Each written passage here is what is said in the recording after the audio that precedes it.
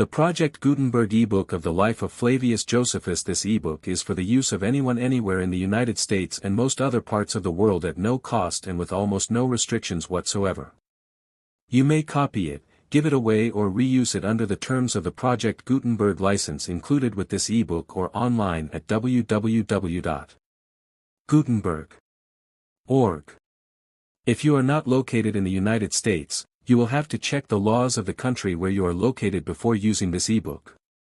Title: The Life of Flavius Josephus. Author: Flavius Josephus. Translator: William Whiston. Release date: October 1, 2001, ebook number 2846, most recently updated, January 22, 2013. Language: English. Credits: produced by David Reed and David Widger. Start of the Project Gutenberg ebook. The Life of Flavius Josephus. The Life of Flavius Josephus by Flavius Josephus. Translated by William Whiston. Footnotes 1. The family from which I am derived is not an ignoble one, but hath descended all along from the priests, and as nobility among several people is of a different origin, so with us to be of the sacerdotal dignity, is an indication of the splendor of a family. Now, I am not only sprung from a sacerdotal family in general, but from the first of the 24 courses, and as among us there is not only a considerable difference between one family of each course and another, I am of the chief family of that first course also, nay, further, by my mother I am of the royal blood, for the children of Asamoneus, from whom that family was derived, had both the office of the high priesthood, and the dignity of a king, for a long time together. I will accordingly set down my progenitors in order. My grandfather's father was named Simon, with the addition of Celis. He lived at the same time with that son of Simon the high priest, who first of all the high priests was named Hyrcanus. This Simon Celis had 9 sons, one of whom was Matthias, called Ephias. He married the daughter of Jonathan the high priest, which Jonathan was the first of the sons of Asamoneus, who was high priest, and was the brother of Simon the high priest also. This Matthias had a son called Matthias Curtis, and that in the first year of the government of Hyrcanus. His son's name was Joseph, born in the 9th year of the reign of Alexandra. His son Matthias was born in the 10th year of the reign of Archelaus, as was I born to Matthias in the 1st year of the reign of Caius Caesar. I have 3 sons. Hyrcanus, the eldest, was born in the 4th year of the reign of Vespasian, as was Justus born in the 7th, and Agrippa in the 9th. Thus have I set down the genealogy of my family as I have found it described too in the public records, and so bid adieu to those who calumniate me, as of a lower original. 2. Now, my father Matthias was not only eminent on account of his nobility, but had a higher commendation on account of his righteousness, and was in great reputation in Jerusalem, the greatest city we have. I was myself brought up with my brother, whose name was Matthias, for he was my own brother, by both father and mother, and I made mighty proficiency in the improvements of my learning, and appeared to have both a great memory and understanding. Moreover, when I was a child, and about 14 years of age, I was commended by all for the love I had to learning, on which account the high priests and principal men of the city came then frequently to me together, in order to know my opinion about the accurate understanding of points of the law. And when I was about 16 years old, I had a mind to make trim of the several sects that were among us.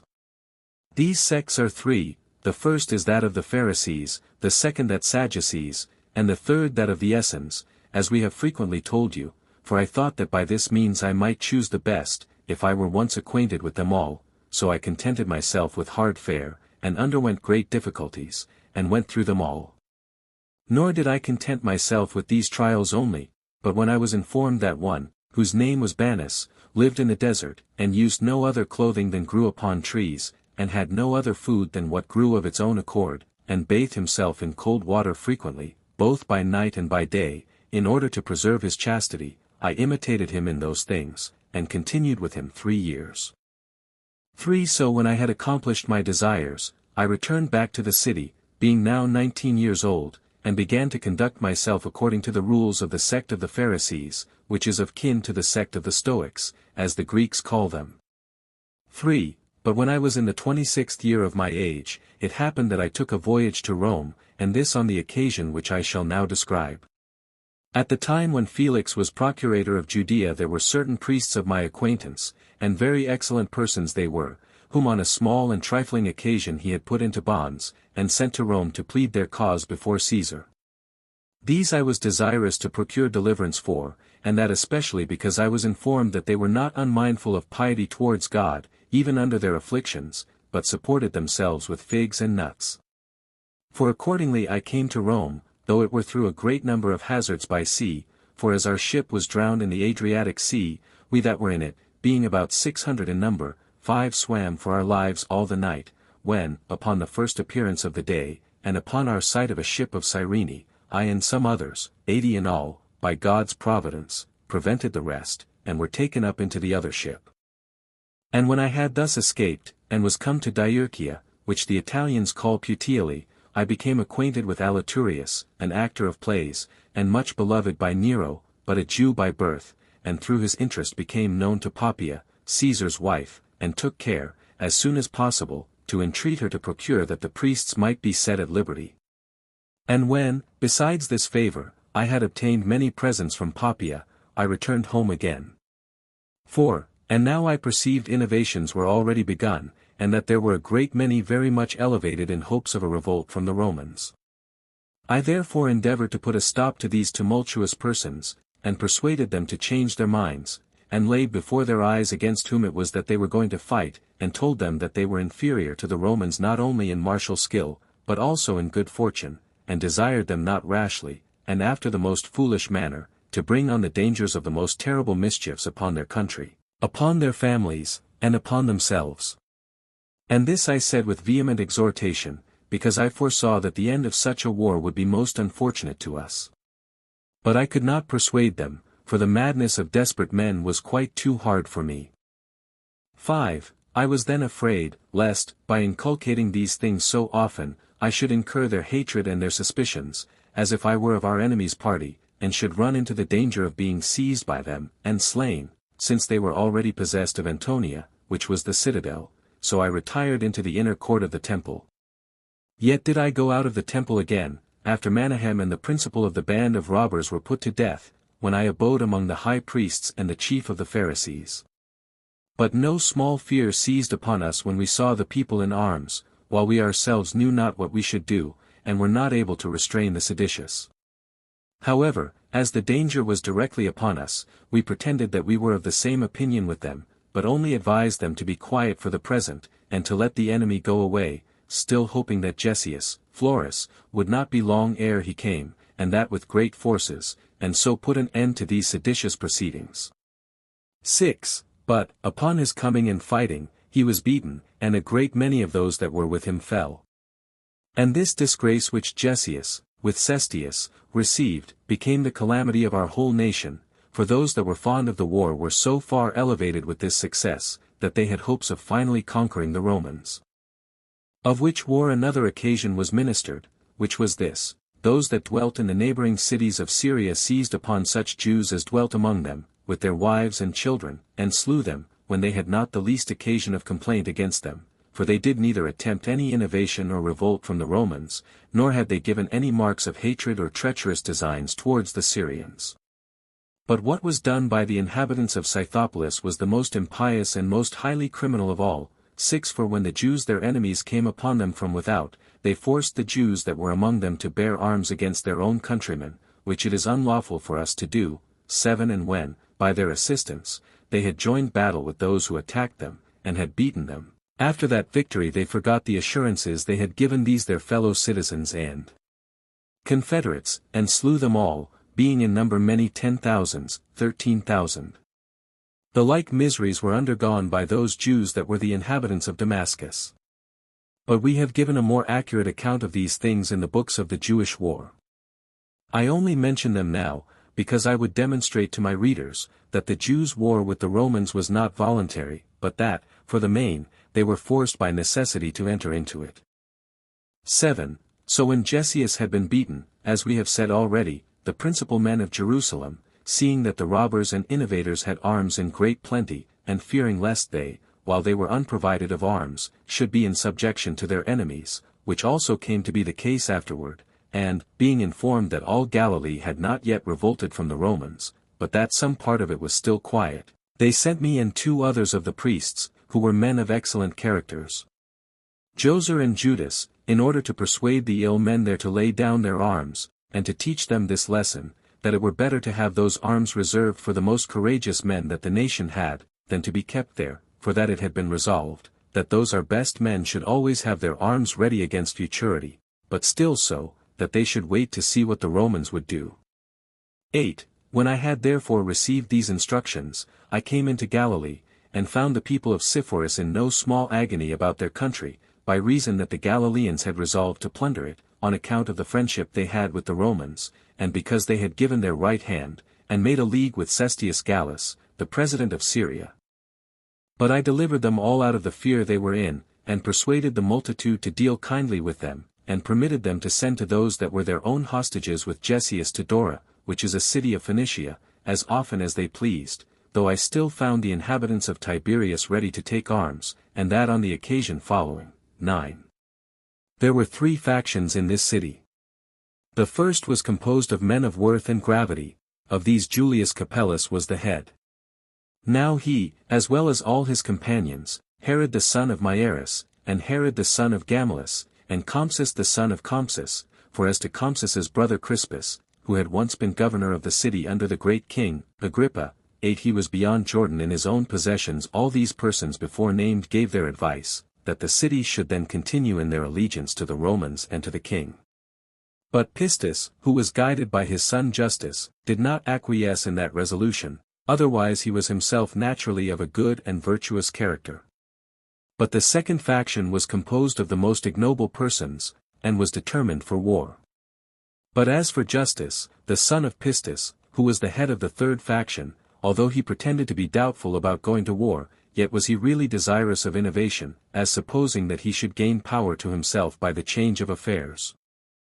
He therefore came into the midst of them, and endeavored to inform the multitude that the city Tiberias had ever been a city of Galilee, and that in the days of Herod the Tetrarch, who had built it, it had obtained the principal place, and that he had ordered that the city Sepphoris should be subordinate to the city Tiberias, that they had not lost this preeminence even under Agrippa the father, but had retained it until Felix was procurator of Judea. But he told them, that now they had been so unfortunate as to be made a present by Nero to Agrippa, Jr., and that, upon Sepphoris' submission of itself to the Romans, that was become the capital city of Galilee, and that the royal library and the archives were now removed from them. When he had spoken these things, and a great many more, against King Agrippa, in order to provoke the people to a revolt, he added that this was the time for them to take arms, and join with the Galileans as their confederates, whom they might command, and who would now willingly assist them, out of the hatred they bear to the people of Sepphoris, because they preserved their fidelity to the Romans, and to gather a great number of forces, in order to punish them. And as he said this, he exhorted the multitude, to go to war, for his abilities lay in making harangues to the people, and in being too hard in his speeches for such as opposed him, though they advised what was more to their advantage, and this by his craftiness and his fallacies, for he was not unskilful in the learning of the Greeks, and in dependence on that skill it was, that he undertook to write a history of these affairs, as aiming, by this way of haranguing, to disguise the truth. But as to this man, and how ill were his character and conduct of life, and how he and his brother were, in great measure, the authors of our destruction, I shall give the reader an account in the progress of my narration. So when Justus had, by his persuasions, prevailed with the citizens of Tiberias to take arms, nay, and had forced a great many so to do against their wills, he went out, and set the villages that belonged to Gadara and Hippos on fire, which villages were situated on the borders of Tiberias, and of the region of Scythopolis. 10. And this was the state Tiberias was now in. But as for Giscala, its affairs were thus: when John, the son of Levi, saw some of the citizens much elevated upon their revolt from the Romans, he labored to restrain them, and entreated them that they would keep their allegiance to them. But he could not gain his purpose, although he did his endeavors to the utmost, for the neighboring people of Gadara, Gabara, and Sogana, with the Tyrians, got together a great army, and fell upon Giscala, and took Giscala by force, and set it on fire, and when they had entirely demolished it, they returned home. Upon which John was so enraged, that he armed all his men, and joined battle with the people forementioned, and rebuilt Giscala after a manner better than before, and fortified it with walls for its future security. 11. But Gamala persevered in its allegiance to the Romans, for the reason following: Philip, the son of Josephus, who was their governor under King Agrippa, had been unexpectedly preserved when the royal palace at Jerusalem had been besieged, but, as he fled away, had fallen into another danger, and that was, of being killed by Menahem, and the robbers that were with him, but certain Babylonians, who were of his kindred, and were then in Jerusalem, hindered the robbers from executing their design. So Philip stayed there 4 days, and fled away on the 5th, having disguised himself with fictitious hair, that he might not be discovered, and when he was come to one of the villages to him belonging, but one that was situated at the borders of the citadel of Gamala, he sent to some of those that were under him, and commanded them to come to him. But God himself hindered that his intention, and this for his own advantage also, for had it not so happened, he had certainly perished. For a fever having seized upon him immediately, he wrote to Agrippa and Bernice, and gave them to one of his freedmen to carry them to Varus, who at this time was procurator of the kingdom, which the king and his sister had entrusted him withal, while they were gone to Berytus with an intention of meeting Gessius. When Varus had received these letters of Philip, and had learned that he was preserved, he was very uneasy at it, as supposing that he should appear useless to the king and his sister, now Philip was come. He therefore produced the carrier of the letters before the multitude, and accused him of forging the same, and said that he spake falsely when he related that Philip was at Jerusalem, fighting among the Jews against the Romans. So he slew him. And when this freedman of Philip did not return again, Philip was doubtful what should be the occasion of his stay, and sent a second messenger with letters, that he might, upon his return, inform him what had befallen the other that had been sent before, and why he tarried so long. Varus accused this messenger also, when he came, of telling a falsehood, and slew him. For he was puffed up by the Syrians that were at Caesarea, and had great expectations, for they said that Agrippa would be slain by the Romans for the crimes which the Jews had committed, and that he should himself take the government, as derived from their kings, for Varus was, by the confession of all, of the royal family, as being a descendant of Sohemus, who had enjoyed a tetrarchy about Libanus, for which reason it was that he was puffed up, and kept the letters to himself. He contrived, also, that the king should not meet with those writings, by guarding all the passes, lest any one should escape, and inform the king what had been done. He moreover slew many of the Jews, in order to gratify the Syrians of Caesarea. He had a mind also to join with the Trachonites in Batanea, and to take up arms and make an assault upon the Babylonian Jews that were at Ecbatana, for that was the name they went by. He therefore called to him 12 of the Jews of Caesarea, of the best character, and ordered them to go to Ecbatana, and inform their countrymen who dwelt there, that Varus hath heard that you intend to march against the king, but, not believing that report, he hath sent us to persuade you to lay down your arms, and that this compliance will be a sign that he did well not to give credit to those that raised the report concerning you. He also enjoined them to send 70 of their principal men to make a defense for them as to the accusation laid against them. So when the 12 messengers came to their countrymen at Ecbatana, and found that they had no designs of innovation at all, they persuaded them to send the 70 men also, who, not at all suspecting what would come, sent them accordingly. So these 70 went down to Caesarea, together with the 12 ambassadors, where Varus met them with the king's forces, and slew them all, together with the 9 ambassadors, and made an expedition against the Jews of Ecbatana. But one there was of the 70 who escaped, and made haste to inform the Jews of their coming, upon which they took their arms, with their wives and children, and retired to the citadel at Gamala, leaving their own villages full of all sorts of good things, and having many 10,000s of cattle therein. When Philip was informed of these things, he also came to the citadel of Gamala, and when he was come, the multitude cried aloud, and desired him to resume the government, and to make an expedition against Varus, and the Syrians of Caesarea, for it was reported that they had slain the king. But Philip restrained their zeal, and put them in mind of the benefits the king had bestowed upon them, and told them how powerful the Romans were, and said it was not for their advantage to make war with them, and at length he prevailed with them. But now, when the king was acquainted with Varus's design, which was to cut off the Jews of Caesarea, being many 10,000s, with their wives and children, and all in one day, he called to him Equiculus Modius, and sent him to be Varus's successor, as we have elsewhere related. But still Philip kept possession of the citadel of Gamala, and of the country adjoining to it, which thereby continued in their allegiance to the Romans. 12. Now, as soon as I was come into Galilee, and had learned this state of things by the information of such as told me of them, I wrote to the Sanhedrim at Jerusalem about them, and required their direction what I should do. Their direction was, that I should continue there, and that, if my fellow legates were willing, I should join with them in the care of Galilee.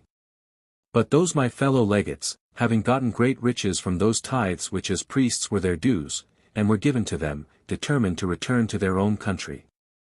Yet when I desired them to stay so long, that we might first settle the public affairs, they complied with me.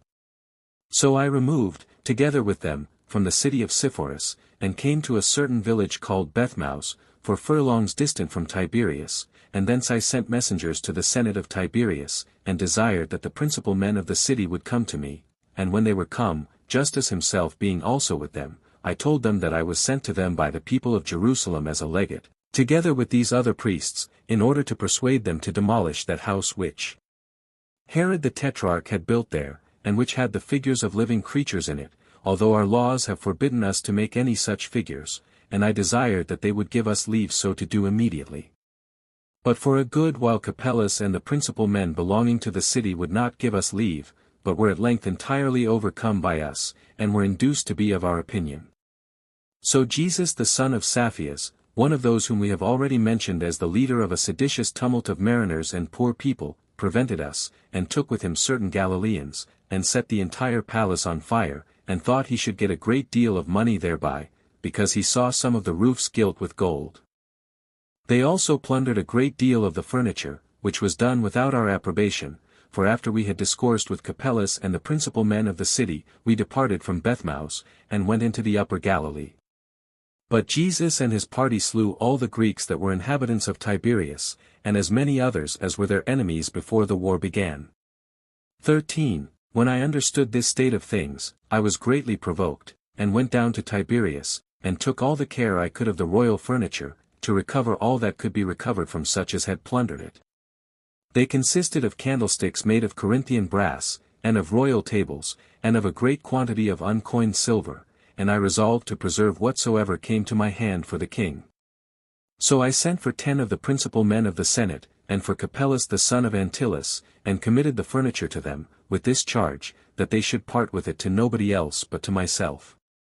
From thence I and my fellow legates went to Jacala, to John, as desirous to know his intentions, and soon saw that he was for innovations, and had a mind to the principality, for he desired me to give him authority to carry off that corn which belonged to Caesar, and lay in the villages of Upper Galilee, and he pretended that he would expend what it came to in building the walls of his own city. But when I perceived what he endeavored at, and what he had in his mind, I said I would not permit him so to do, for that I thought either to keep it for the Romans or for myself, now I was entrusted with the public affairs there by the people of Jerusalem. But, when he was not able to prevail with me, he betook himself to my fellow legates, for they had no sagacity in providing for futurity, and were very ready to take bribes. So he corrupted them with money to decree, that all that corn which was within his province should be delivered to him, while I, who was but one, was outvoted by 2, and held my tongue. Then did John introduce another cunning contrivance of his, for he said that those Jews who inhabited Caesarea Philippi, and were shut up by the order of the king's deputy there, had sent to him to desire him, that, since they had no oil that was pure for their use, he would provide a sufficient quantity of such oil for them, lest they should be forced to make use of oil that came from the Greeks, and thereby transgress their own laws.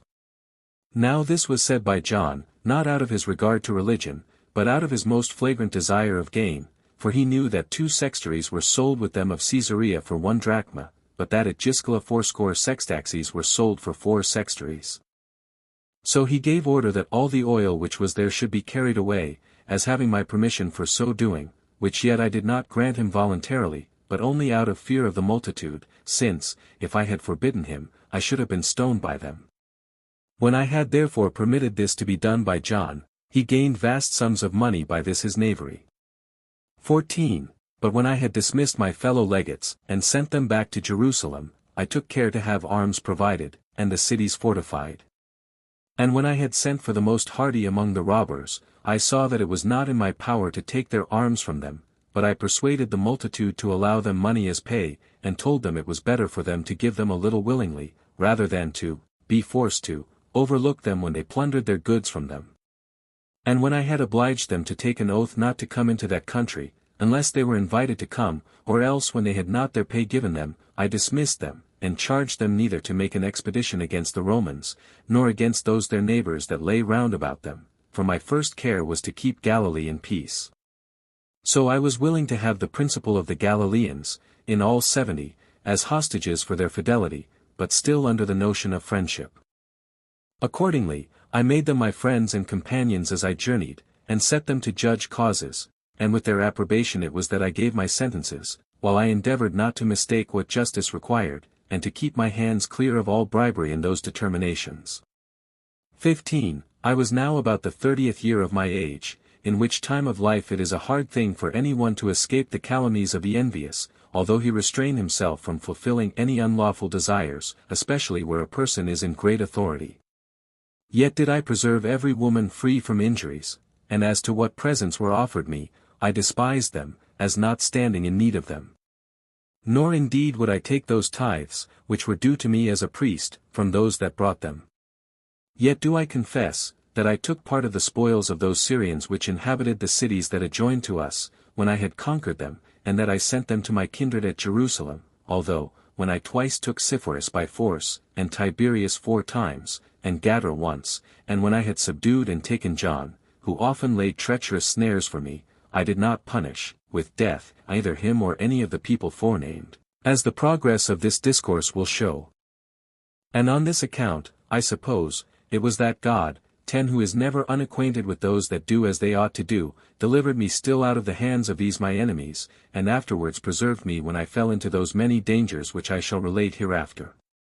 16. Now the multitude of the Galileans had that great kindness for me, and fidelity to me, that when their cities were taken by force, and their wives and children carried into slavery, they did not so deeply lament for their own calamities, as they were solicitous for my preservation. But when John saw this, he envied me, and wrote to me, desiring that I would give him leave to come down, and make use of the hot baths of Tiberias for the recovery of the health of his body. Accordingly, I did not hinder him, as having no suspicion of any wicked designs of his, and I wrote to those to whom I had committed the administration of the affairs of Tiberias by name, that they should provide a lodging for John, and for such as should come with him, and should procure him what necessary soever he should stand in need of. Now at this time my abode was in a village of Galilee, which is named Cans. 17. But when John was come to the city of Tiberias, he persuaded the men to revolt from their fidelity to me, and to adhere to him, and many of them gladly received that invitation of his, as ever fond of innovations, and by nature disposed to changes, and delighting in seditions, but they were chiefly Justus and his father Pistus, that were earnest for their revolt from me, and their adherence to John. But I came upon them, and prevented them, for a messenger had come to me from Silas, whom I had made governor of Tiberias, as I have said already, and had told me of the inclinations of the people of Tiberias, and advised me to make haste thither, for that, if I made any delay, the city would come under another's jurisdiction. Upon the receipt of this letter of Silas, I took 200 men along with me, and travelled all night, having sent before a messenger to let the people of Tiberias know that I was coming to them. When I came near to the city, which was early in the morning, the multitude came out to meet me, and John came with them, and saluted me, but in a most disturbed manner, as being afraid that my coming was to call him to an account for what I was now sensible he was doing. So he, in great haste, went to his lodging.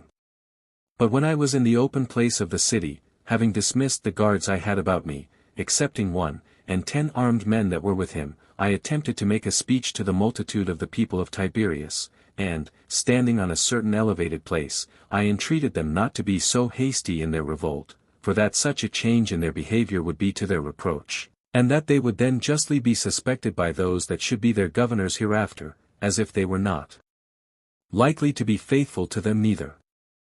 18. But before I had spoken all I designed, I heard one of my own domestics bidding me come down, for that it was not a proper time to take care of retaining the goodwill of the people of Tiberias, but to provide for my own safety, and escape my enemies there, for John had chosen the most trusty of those armed men that were about him out of those 1,000 that he had with him, and had given them orders when he sent them, to kill me, having learned that I was alone, excepting some of my domestics.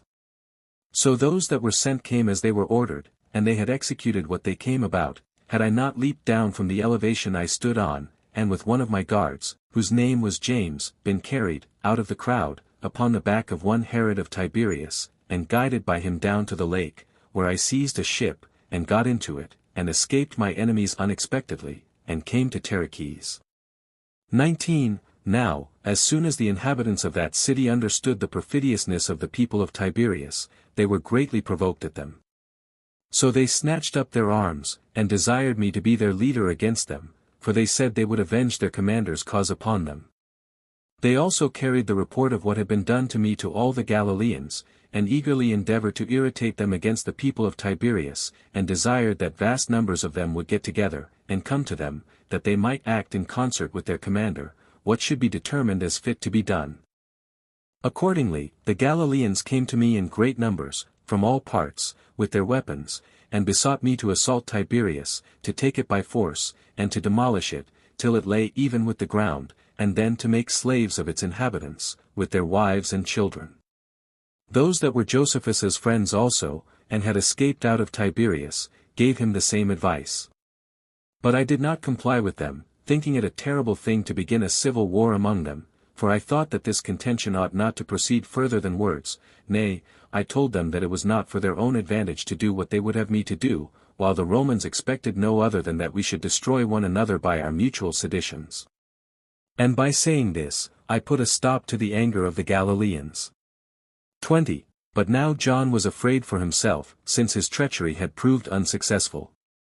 So he took the armed men that were about him, and removed from Tiberias to Giscala, and wrote to me to apologize for himself concerning what had been done, as if it had been done without his approbation, and desired me to have no suspicion of him to his disadvantage. He also added oaths and certain horrible curses upon himself, and supposed he should be thereby believed in the points he wrote about to me. 21. But now another great number of the Galileans came together again with their weapons, as knowing the man, how wicked and how sadly perjured he was, and desired me to lead them against him and promised me that they would utterly both him and Giscala. Hereupon I professed that I was obliged to them for their readiness to serve me, and that I would more than requite their goodwill to me.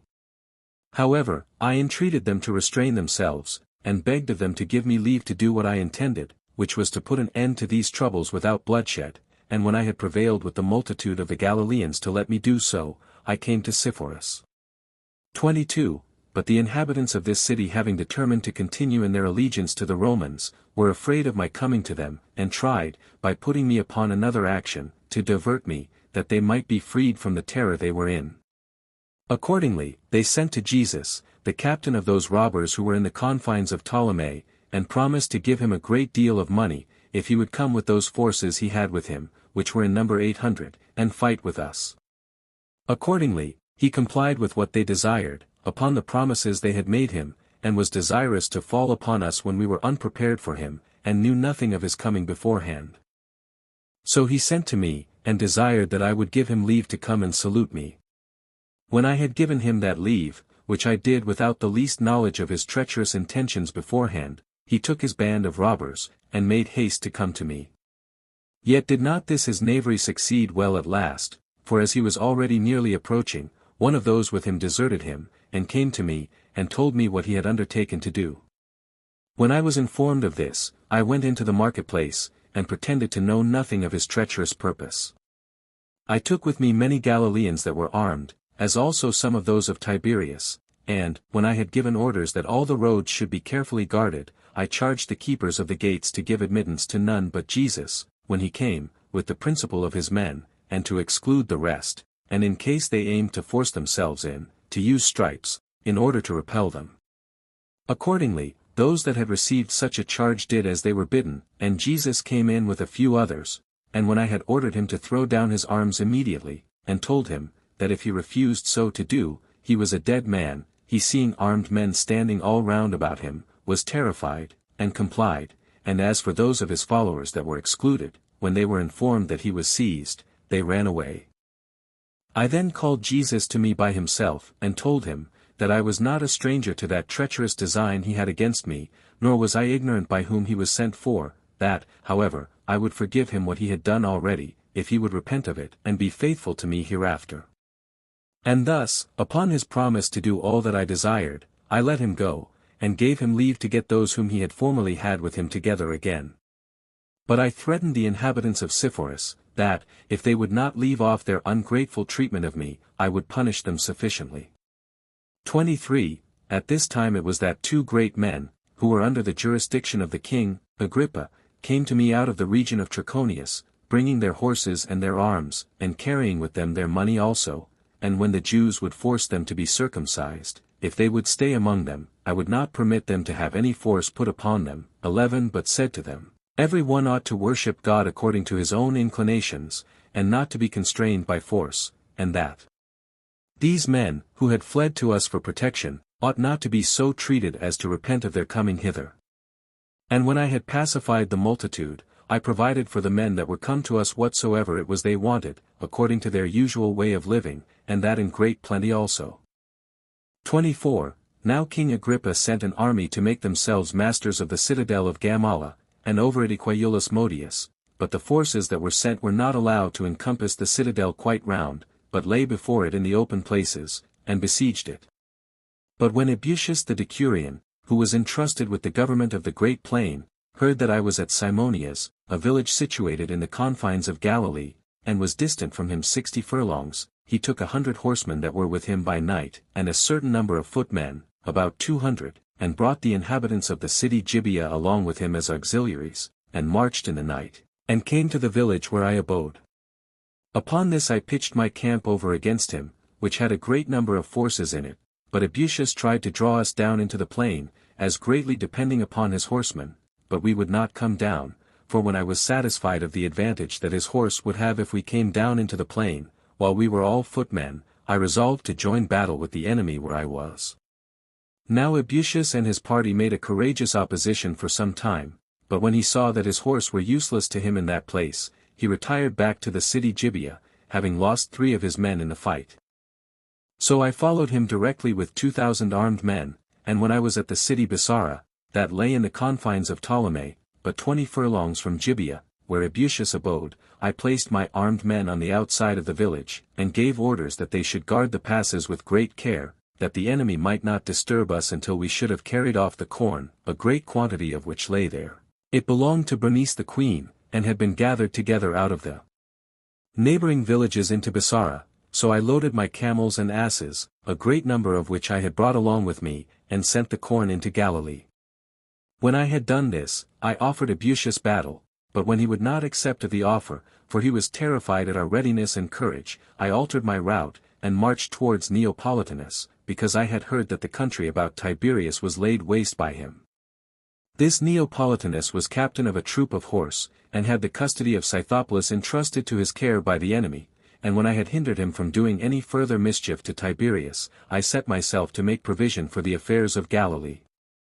25. But when John, the son of Levi, who, as we before told you, abode at Giscala, was informed how all things had succeeded to my mind, and that I was much in favor with those that were under me, as also that the enemy were greatly afraid of me, he was not pleased with it, as thinking my prosperity tended to his ruin.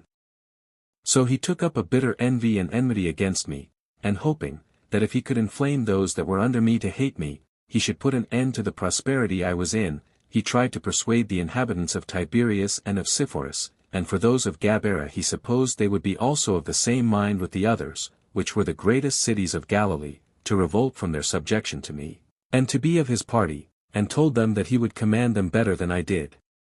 As for the people of Sepphoris, who belonged to neither of us, because they had chosen to be in subjection to the Romans, they did not comply with his proposal, and for those of Tiberias, they did not indeed so far comply as to make a revolt from under me, but they agreed to be his friends, while the inhabitants of Gabara did go over to John, and it was Simon that persuaded them so to do, one who was both the principal man in the city, and a particular friend and companion of John.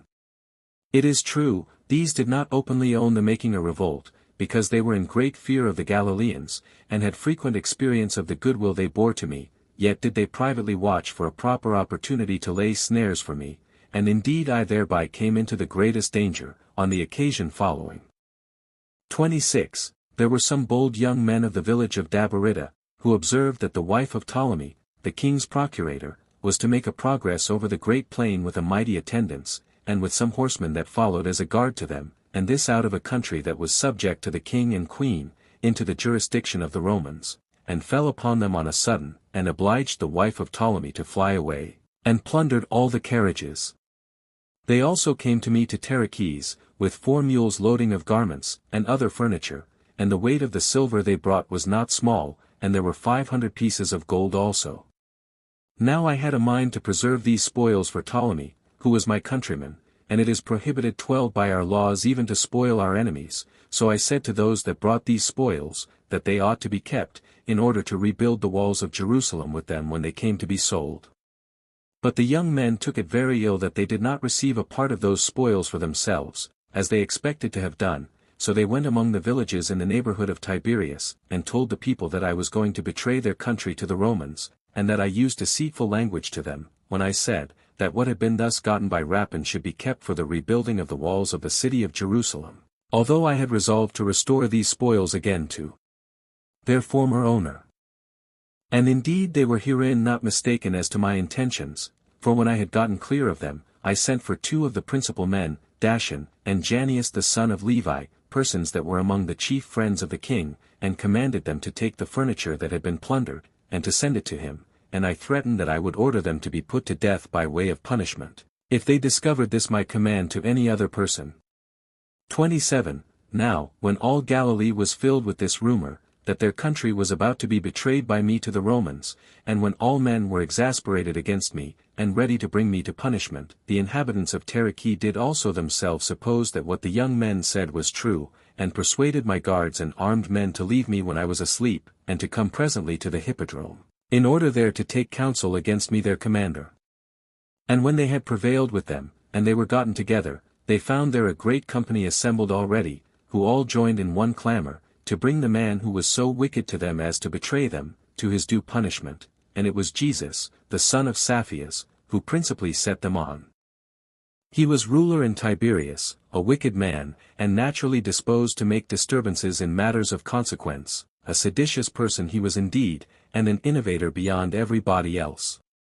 He then took the laws of Moses into his hands, and came into the midst of the people, and said, O my fellow citizens! If you are not disposed to hate Josephus on your own account, have regard, however, to these laws of your country, which your commander-in-chief is going to betray, hate him therefore on both these accounts, and bring the man who hath acted thus insolently, to his deserved punishment.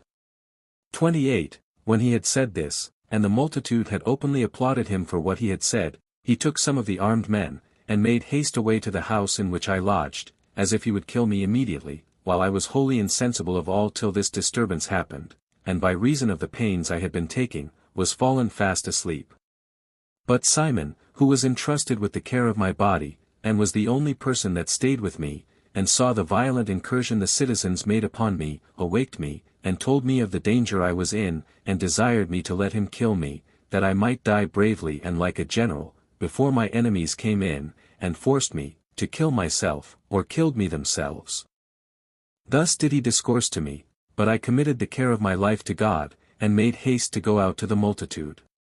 Accordingly, I put on a black garment, and hung my sword at my neck, and went by such a different way to the hippodrome, wherein I thought none of my adversaries would meet me, so I appeared among them on the sudden, and fell down flat on the earth, and bedewed the ground with my tears, then I seemed to them all an object of compassion.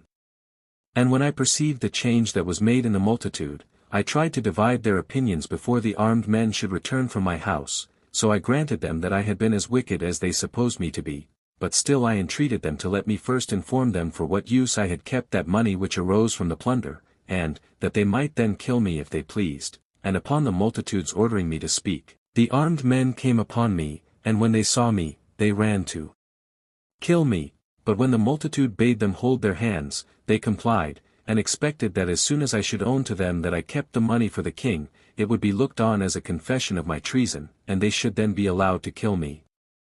29. When, therefore, silence was made by the whole multitude, I spake thus to them, O my countrymen. I refuse not to die, if justice so require. However, I am desirous to tell you the truth of this matter before I die, for as I know that this city of yours, Tariki, was a city of great hospitality, and filled with abundance of such men as have left their own countries, and are come hither to be partakers of your fortune, whatever it be, I had a mind to build walls about it, out of this money, for which you are so angry with me, while yet it was to be expended in building your own walls. Upon my saying this, the people of Tarikii and the strangers cried out, that they gave me thanks, and desired me to be of good courage, although the Galileans and the people of Tiberias continued in their wrath against me, insomuch that there arose a tumult among them, while some threatened to kill me, and some bade me not to regard them, but when I promised them that I would build them walls at Tiberias, and at other cities that wanted them, they gave credit to what I promised, and returned every one to his own home. So I escaped the forementioned danger, beyond all my hopes, and returned to my own house, accompanied with my friends, and 20 armed men also. 30. However, these robbers and other authors of this tumult, who were afraid, on their own account, lest I should punish them for what they had done, took 600 armed men, and came to the house where I abode, in order to set it on fire. When this their insult was told me, I thought it indecent for me to run away, and I resolved to expose myself to danger, and to act with some boldness, so I gave order to shut the doors, and went up into an upper room, and desired that they would send in some of their men to receive the money, from the spoils, for I told them they would then have no occasion to be angry with me, and when they had sent in one of the boldest of them all, I had him whipped severely, and I commanded that one of his hands should be cut off, and hung about his neck, and in this case was he put out to those that sent him. At which procedure of mine they were greatly affrighted, and in no small consternation, and were afraid that they should themselves be served in like manner, if they stayed there, for they supposed that I had in the house more armed men than they had themselves, so they ran away immediately, while I, by the use of this stratagem, escaped this their second treacherous design against me. 31. But there were still some that irritated the multitude against me, and said that those great men that belonged to the king ought not to be suffered to live, if they would not change their religion to the religion of those to whom they fled for safety. They spake reproachfully of them also, and said that they were wizards, and such as called in the Romans upon them. So the multitude was soon deluded by such plausible pretenses as were agreeable to their own inclinations, and were prevailed on by them. But when I was informed of this, I instructed the multitude again, that those who fled to them for refuge ought not to be persecuted. I also laughed at the allegation about witchcraft, 13, and told them that the Romans would not maintain so many 10,000 soldiers, if they could overcome their enemies by wizards. Upon my saying this, the people assented for a while, but they returned again afterwards, as irritated by some ill people against the great men. Nay, they once made an assault upon the house in which they dwelt at Tarichus, in order to kill them, which, when I was informed of, I was afraid lest so horrid a crime should take effect, and nobody else would make that city their refuge any more. I therefore came myself, and some others with me, to the house where these great men lived, and locked the doors, and had a trench drawn from their house leading to the lake, and sent for a ship and embarked therein with them, and sailed to the confines of Hippos. I also paid them the value of their horses, nor in such a flight could I have their horses brought to them. I then dismissed them, and begged of them earnestly that they would courageously bear this distress which befell them. I was also myself greatly displeased that I was compelled to expose those that had fled to me to go again into an enemy's country, yet did I think it more eligible that they should perish among the Romans, if it should so happen, than in the country that was under my jurisdiction. However, they escaped at length, and King Agrippa forgave them their offenses.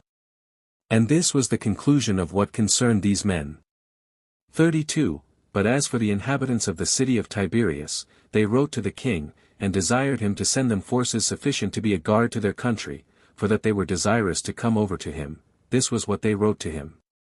But when I came to them, they desired me to build their walls, as I had promised them to do, for they had heard that the walls of Tarichus were already built. I agreed to their proposal accordingly, and when I had made preparation for the entire building, I gave order to the architects to go to work, but on the third day, when I was gone to Terechus, which was 30 furlongs distant from Tiberias, it so fell out, that some Roman horsemen were discovered on their march, not far from the city, which made it to be supposed that the forces were come from the king, upon which they shouted, and lifted up their voices in commendations of the king, and in reproaches against me. Hereupon one came running to me, and told me what their dispositions were, and that they had resolved to revolt from me.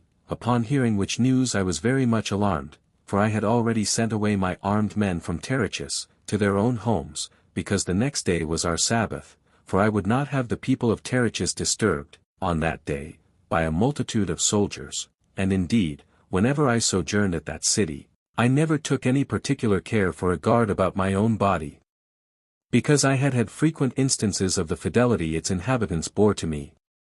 I had now about me no more than 7 armed men, besides some friends, and was doubtful what to do, for to send to recall my own forces I did not think proper, because the present day was almost over, and had those forces been with me, I could not take up arms on the next day, because our laws forbade us so to do, even though our necessity should be very great, and if I should permit the people of Terechus, and the strangers with them, to guard the city, I saw that they would not be sufficient for that purpose, and I perceived that I should be obliged to delay my assistance a great while, for I thought with myself that the forces that came from the king would prevent me, and that I should be driven out of the city.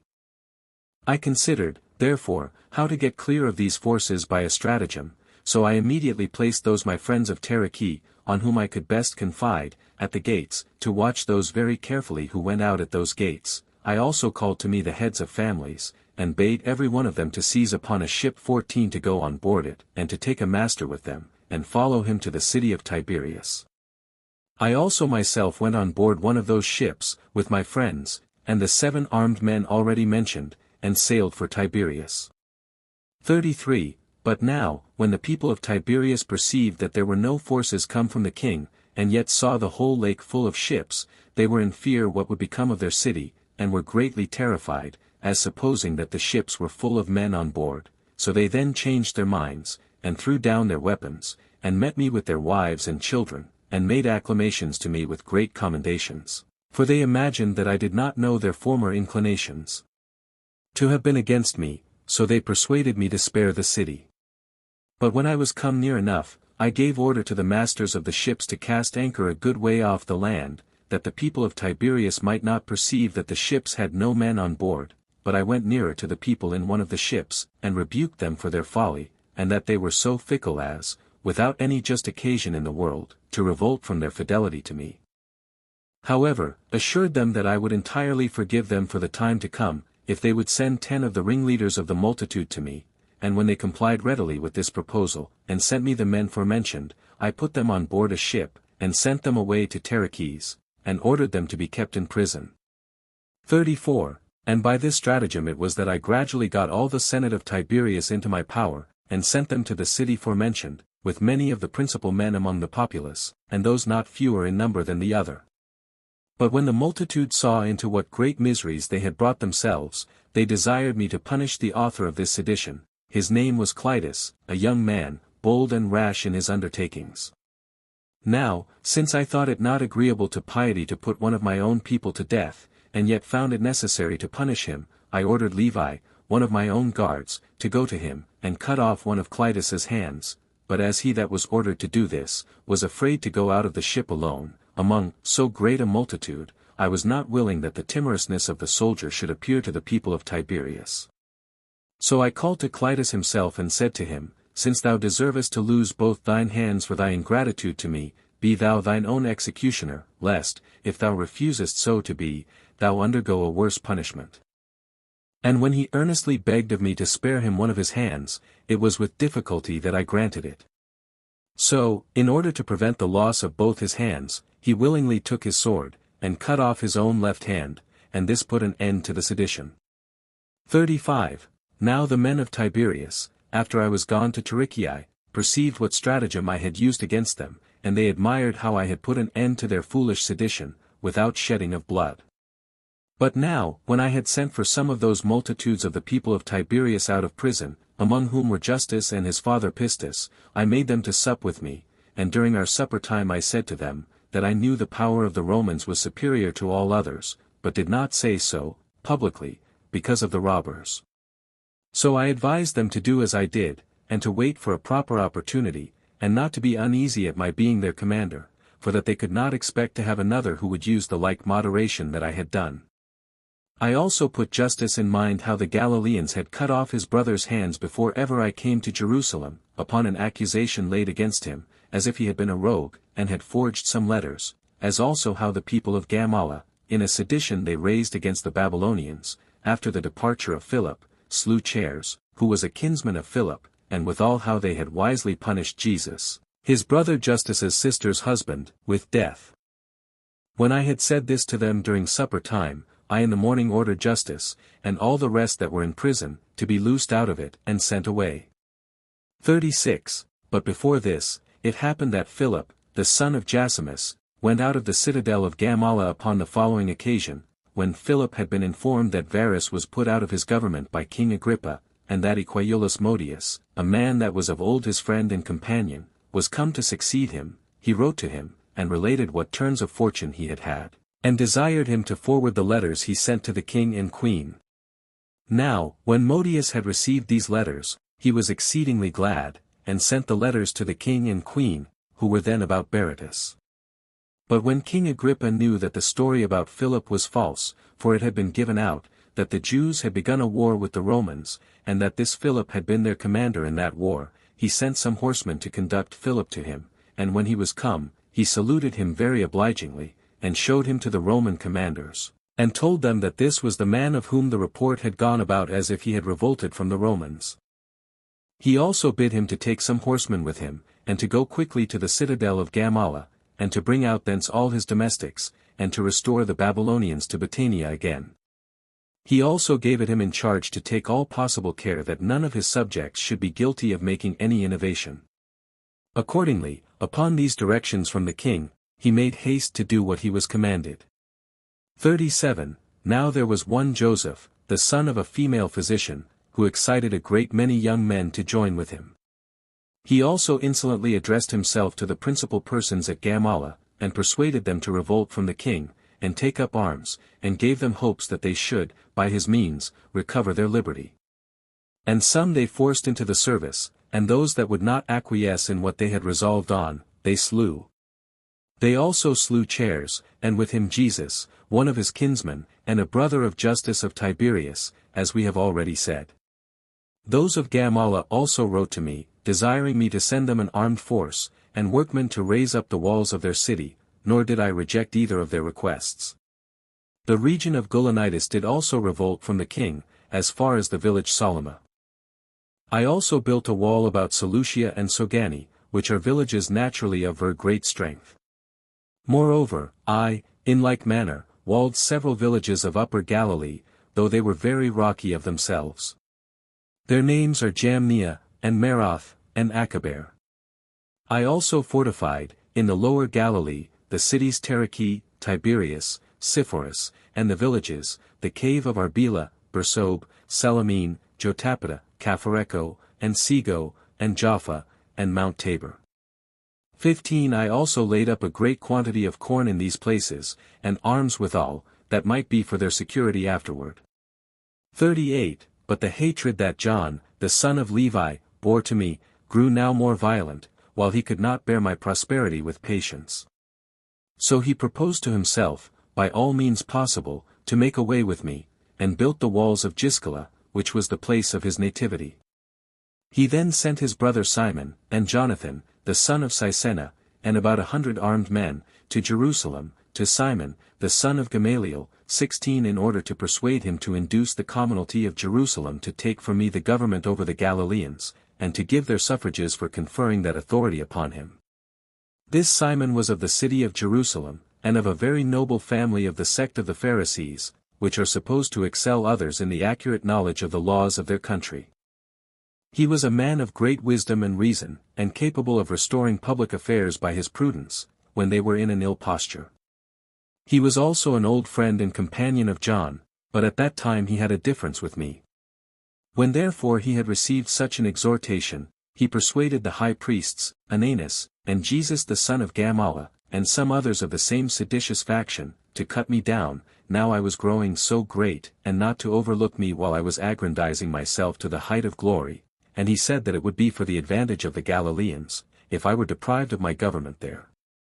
Ananus also, and his friends, desired them to make no delay about the matter, lest I should get the knowledge of what was doing too soon, and should come and make an assault upon the city with a great army. This was the counsel of Simon, but Artanus the high priest demonstrated to them that this was not an easy thing to be done, because many of the high priests and of the rulers of the people bore witness that I had acted like an excellent general, and that it was the work of ill men to accuse one against whom they had nothing to say. 39. When Simon heard Ananus say this, he desired that the messengers would conceal the thing, and not let it come among many, for that he would take care to have Josephus removed out of Galilee very quickly. So he called for John's brother, Simon, and charged him that they should send presents to Ananus and his friends, for, as he said, they might probably by that means persuade them to change their minds. And indeed Simon did at length thus compass what he aimed at, for Artanus, and those with him, being corrupted by bribes, agreed to expel me out of Galilee, without making the rest of the citizens acquainted with what they were doing. Accordingly, they resolved to send men of distinction as to their families, and of distinction as to their learning also. 2 of these were of the populace, Jonathan 17 and Ananias, by sect Pharisees, while the third, Joser, was of the stock of the priests, and a Pharisee also, and Simon, the last of them, was of the youngest of the high priests.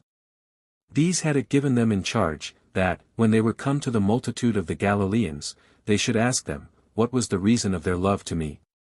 And if they said that it was because I was born at Jerusalem, that they should reply, that they 4 were all born at the same place, and if they should say, it was because I was well versed in their law, they should reply, that neither were they unacquainted with the practices of their country, but if, besides these, they should say, they loved me because I was a priest, they should reply, that 2 of these were priests also.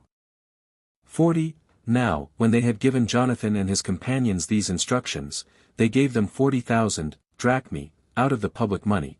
But when they heard that there was a certain Galilean that then sojourned at Jerusalem, whose name was Jesus, who had about him a band of 600 armed men, they sent for him, and gave him 3 months' pay, and gave him orders to follow Jonathan and his companions, and be obedient to them.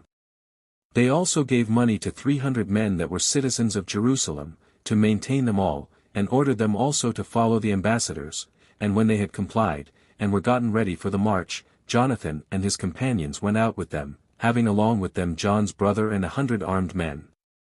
The charge that was given them by those that sent them was this, that if I would voluntarily lay down my arms, they should send me alive to the city of Jerusalem, but that, in case I opposed them, they should kill me, and fear nothing, for that it was their command for them so to do. They also wrote to John to make all ready for fighting me, and gave orders to the inhabitants of Sepphoris, and Gabera, and Tiberins, to send auxiliaries to John. 41. Now, as my father wrote me an account of this, for Jesus the son of Gamaliel, who was present in that council, a friend and companion of mine, told him of it, I was very much troubled, as discovering thereby that my fellow citizens proved so ungrateful to me, as, out of envy, to give order that I should be slain. My father earnestly pressed me also in his letter to come to him, for that he longed to see his son before he died. I informed my friends of these things, and that in 3 days' time I should leave the country, and go home. Upon hearing this, they were all very sorry, and desired me, with tears in their eyes, not to leave them to be destroyed, for so they thought they should be, if I were deprived of the command over them, but as I did not grant their request, but was taking care of my own safety, the Galileans, out of their dread of the consequence of my departure, that they should then be at the mercy of the robbers, sent messengers over all Galilee to inform them of my resolution to leave them. Whereupon, as soon as they heard it, they got together in great numbers, from all parts, with their wives and children, and this they did, as it appeared to me, not more out of their affection to me, than out of their fear on their own account, for while I stayed with them, they supposed that they should suffer no harm. So they all came into the great plain, wherein I lived, the name of which was Asochus. 42. But wonderful it was what a dream I saw that very night, for when I had betaken myself to my bed, as grieved and disturbed at the news that had been written to me, it seemed to me, that a certain person stood by me, 18 and said, O Josephus, leave off to afflict thy soul, and put away all fear, for what now grieves thee will render thee very considerable, and in all respects most happy, for thou shalt get over not only these difficulties, but many others, with great success. However, be not cast down, but remember that thou art to fight with the Romans. When I had seen this dream, I got up with an intention of going down to the plain. Now, when the whole multitude of the Galileans, among whom were the women and children, saw me, they threw themselves down upon their faces, and, with tears in their eyes, besought me not to leave them exposed to their enemies, nor to go away and permit their country to be injured by them. But when I did not comply, with their entreaties, they compelled me to take an oath, that I would stay with them. They also cast abundance of reproaches upon the people of Jerusalem, that they would not let their country enjoy peace. 43. When I heard this, and saw what sorrow the people were in, I was moved with compassion to them, and thought it became me to undergo the most manifest hazards for the sake of so great a multitude, so I let them know I would stay with them. And when I had given order that 5,000 of them should come to me armed, and with provisions for their maintenance, I sent the rest away to their own homes, and when those 5,000 were come, I took them, together with 3,000 of the soldiers that were with me before, and 80 horsemen, and marched to the village of Chabulo, situated in the confines of Ptolemais, and there kept my forces together, pretending to get ready to fight with Placidus, who was come with 2 cohorts of footmen, and 1 troop of horsemen, and was sent thither by Cestius Gallus to burn those villages of Galilee that were near Ptolemais. Upon whose casting up a bank before the city Ptolemais, I also pitched my camp at about the distance of 60 furlongs from that village. And now we frequently brought out our forces as if we would fight, but proceeded no further than skirmishes at a distance, for when Placidus perceived that I was earnest to come to a battle, he was afraid, and avoided it. Yet did he not remove from the neighborhood of Ptolemais. 44. About this time it was that Jonathan and his fellow legates came. They were sent, as we have said already, by Simon, and Ananus the high priest. And Jonathan contrived how he might catch me by treachery, for he durst not make any attempt upon me openly. So he wrote me the following epistle, Jonathan and those that are with him, and are sent by the people of Jerusalem, to Josephus, send greeting. We are sent by the principal men of Jerusalem, who have heard that John of Giscala hath laid many snares for thee, to rebuke him, and to exhort him to be subject to thee hereafter. We are also desirous to consult with thee about our common concerns, and what is fit to be done. We therefore desire thee to come to us quickly, and to bring only a few men with thee, for this village will not contain a great number of soldiers. Thus it was that they wrote, as expecting one of these 2 things, either that I should come without armed men, and then they should have me wholly in their power, or, if I came with a great number, they should judge me to be a public enemy. Now it was a horseman who brought the letter, a man at other times bold, and one that had served in the army under the king. It was the 2nd hour of the night that he came, when I was feasting with my friends, and the principal of the Galileans. This man, upon my servants telling me that a certain horseman of the Jewish nation was come, was called in at my command, but did not so much as salute me at all, but held out a letter, and said, This letter is sent thee by those that are come from Jerusalem, do thou write an answer to it quickly, for I am obliged to return to them very soon.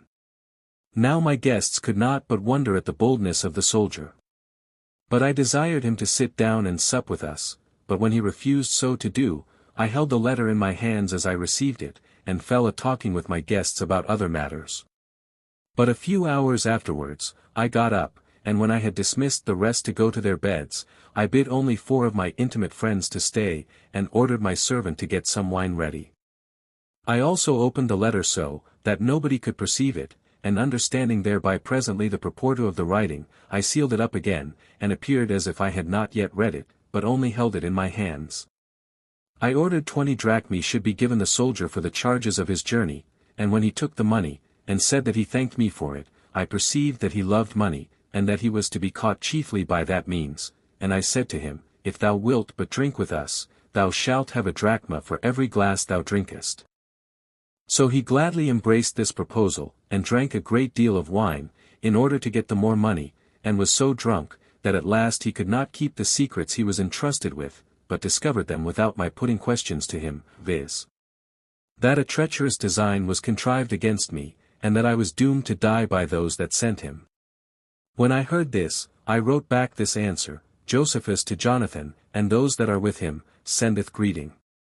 Upon the information that you are come in health into Galilee, I rejoice, and this especially because I can now resign the care of public affairs here into your hands, and return into my native country, which is what I have desired to do a great while, and I confess I ought not only to come to you as far as Zaloth, but farther, and this without your commands. But I desire you to excuse me, because I cannot do it now, since I watch the motions of Placidus, who hath a mind to go up into Galilee, and this I do here at Chabelo. Do you therefore, on the receipt of this epistle, come hither to me. Fare you well. 45. When I had written thus, and given the letter to be carried by the soldier, I sent along with him 30 of the Galileans of the best characters, and gave them instructions to salute those ambassadors, but to say nothing else to them. I also gave orders to as many of those armed men, whom I esteemed most faithful to me, to go along with the others, every one with him whom he was to guard, lest some conversation might pass between those whom I sent and those who were with Jonathan. So those men went to Jonathan. But when Jonathan and his partners had failed in this their first attempt, they sent me another letter, the contents whereof were as follows: Jonathan, and those with him, to Josephus, send greeting. We require thee to come to us to the village Gabaroth, on the 3rd day, without any armed men, that we may hear what thou hast to lay to the charge of John, of Giscala. When they had written this letter, they saluted the Galileans whom I sent, and came to Jaffa, which was the largest village of all Galilee, and encompassed with very strong walls, and had a great number of inhabitants in it. There the multitude of men, with their wives and children, met them, and exclaimed loudly against them, and desired them to be gone, and not to envy them the advantage of an excellent commander. With these clamors Jonathan and his partners were greatly provoked, although they durst not show their anger openly, so they made them no answer, but went to other villages. But still the same clamors met them from all the people, who said, nobody should persuade them to have any other commander besides Josephus. So Jonathan and his partners went away from them without success, and came to Sepphoris, the greatest city of all Galilee. Now the men of that city, who inclined to the Romans in their sentiments, met them indeed, but neither praised nor reproached me, and when they were gone down from Sepphoris to Asochus, the people of that place made a clamor against them, as those of Jaffa had done, whereupon they were able to contain themselves no longer, but ordered the armed men that were with them to beat those that made the clamor with their clubs.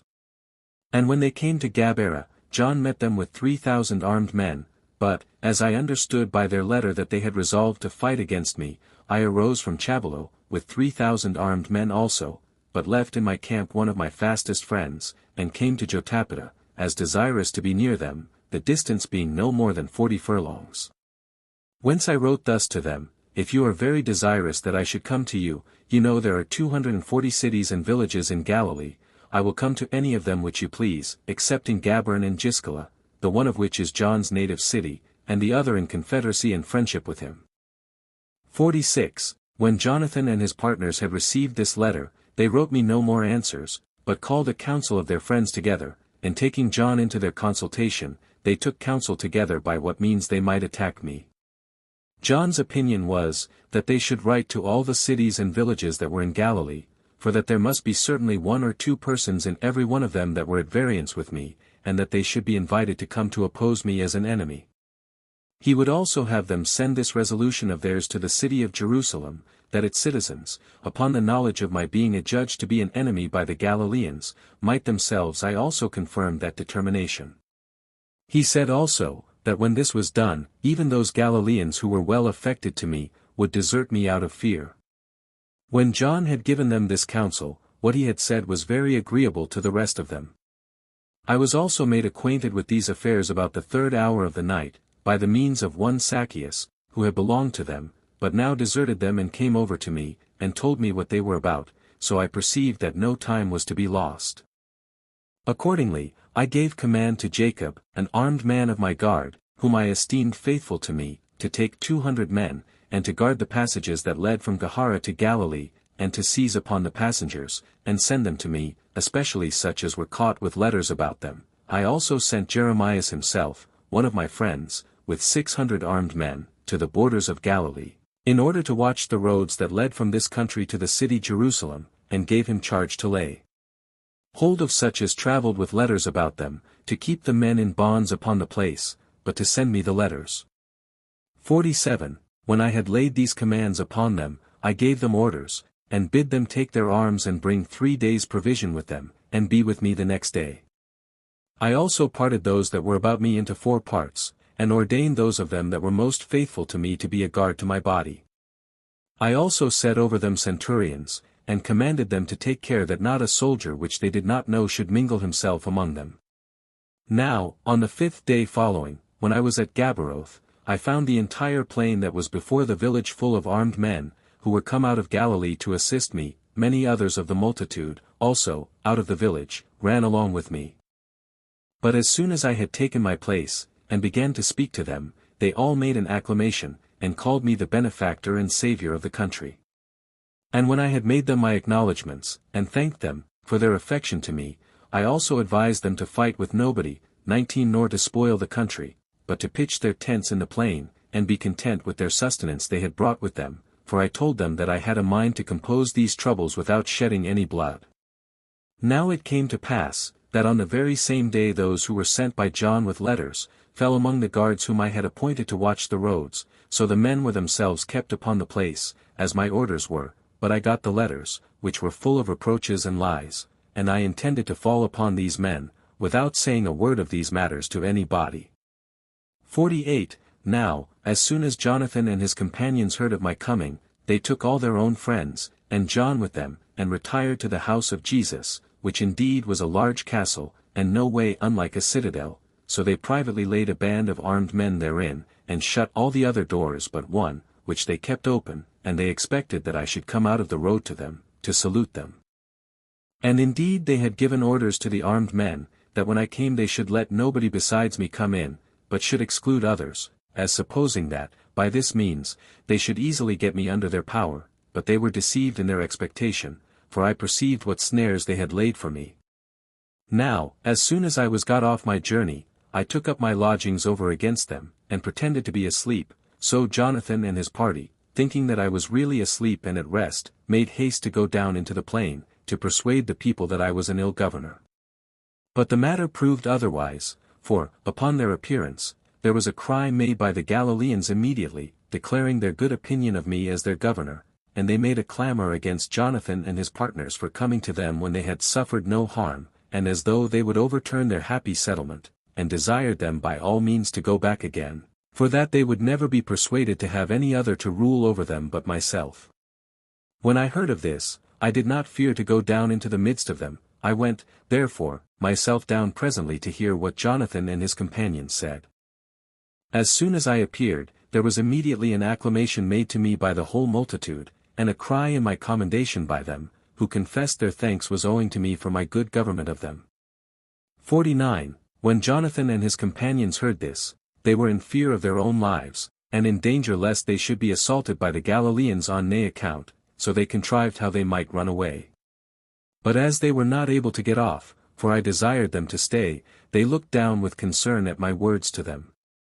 I ordered, therefore, the multitude to restrain entirely their acclamations, and placed the most faithful of my armed men upon the avenues, to be a guard to us, lest John should unexpected fall upon us, and I encouraged the Galileans to take their weapons, lest they should be disturbed at their enemies, if any sudden insult should be made upon them. And then, in the first place, I put Jonathan and his partners in mind of their former letter, and after what manner they had written to me, and declared they were sent by the common consent to the people of Jerusalem, to make up the differences I had with John, and how they had desired me to come to them, and as I spake thus, I publicly showed that letter they had written, till they could not at all deny what they had done, the letter itself convicting them. I then said, O Jonathan, and you that are sent with him as his colleagues, if I were to be judged as to my behavior, compared with that of John's, and had brought no more than 2 or 3 witnesses, 20 good men and true, it is plain you had been forced, upon the examination of their characters beforehand, to discharge the accusations, that therefore you may be informed that I have acted well in the affairs of Galilee, I think 3 witnesses too few to be brought by a man that hath done as he ought to do, so I gave you all these for witnesses. Inquire of them 21 how I have lived, and whether I have not behaved myself with all decency, and after a virtuous manner, among them. And I further conjure you, O Galileans, to hide no part of the truth, but to speak before these men as before judges, whether I have in anything acted otherwise than well. 50. While I was thus speaking, the united voices of all the people joined together, and called me their benefactor and Saviour, and attested to my former behavior, and exhorted me to continue so to do hereafter, and they all said, upon their oaths, that their wives had been preserved free from injuries, and that no one had ever been aggrieved by me. After this, I read to the Galileans 2 of those epistles which had been sent by Jonathan and his colleagues, and which those whom I had appointed to guard the road had taken, and sent to me. These were full of reproaches, and of lies, as if I had acted more like a tyrant than a governor against them, with many other things besides therein contained, which were no better indeed than impudent falsities. I also informed the multitude how I came by these letters, and that those who carried them delivered them up voluntarily, for I was not willing that my enemies should know anything of the guards I had set, lest they should be afraid, and leave off writing hereafter. 51. When the multitude heard these things, they were greatly provoked at Jonathan, and his colleagues that were with him, and were going to attack them, and kill them, and this they had certainly done, unless I had restrained the anger of the Galileans, and said, that I forgave Jonathan and his colleagues what was past, if they would repent, and go to their own country, and tell those who sent them the truth, as to my conduct. When I had said this, I let them go, although I knew they would do nothing of what they had promised.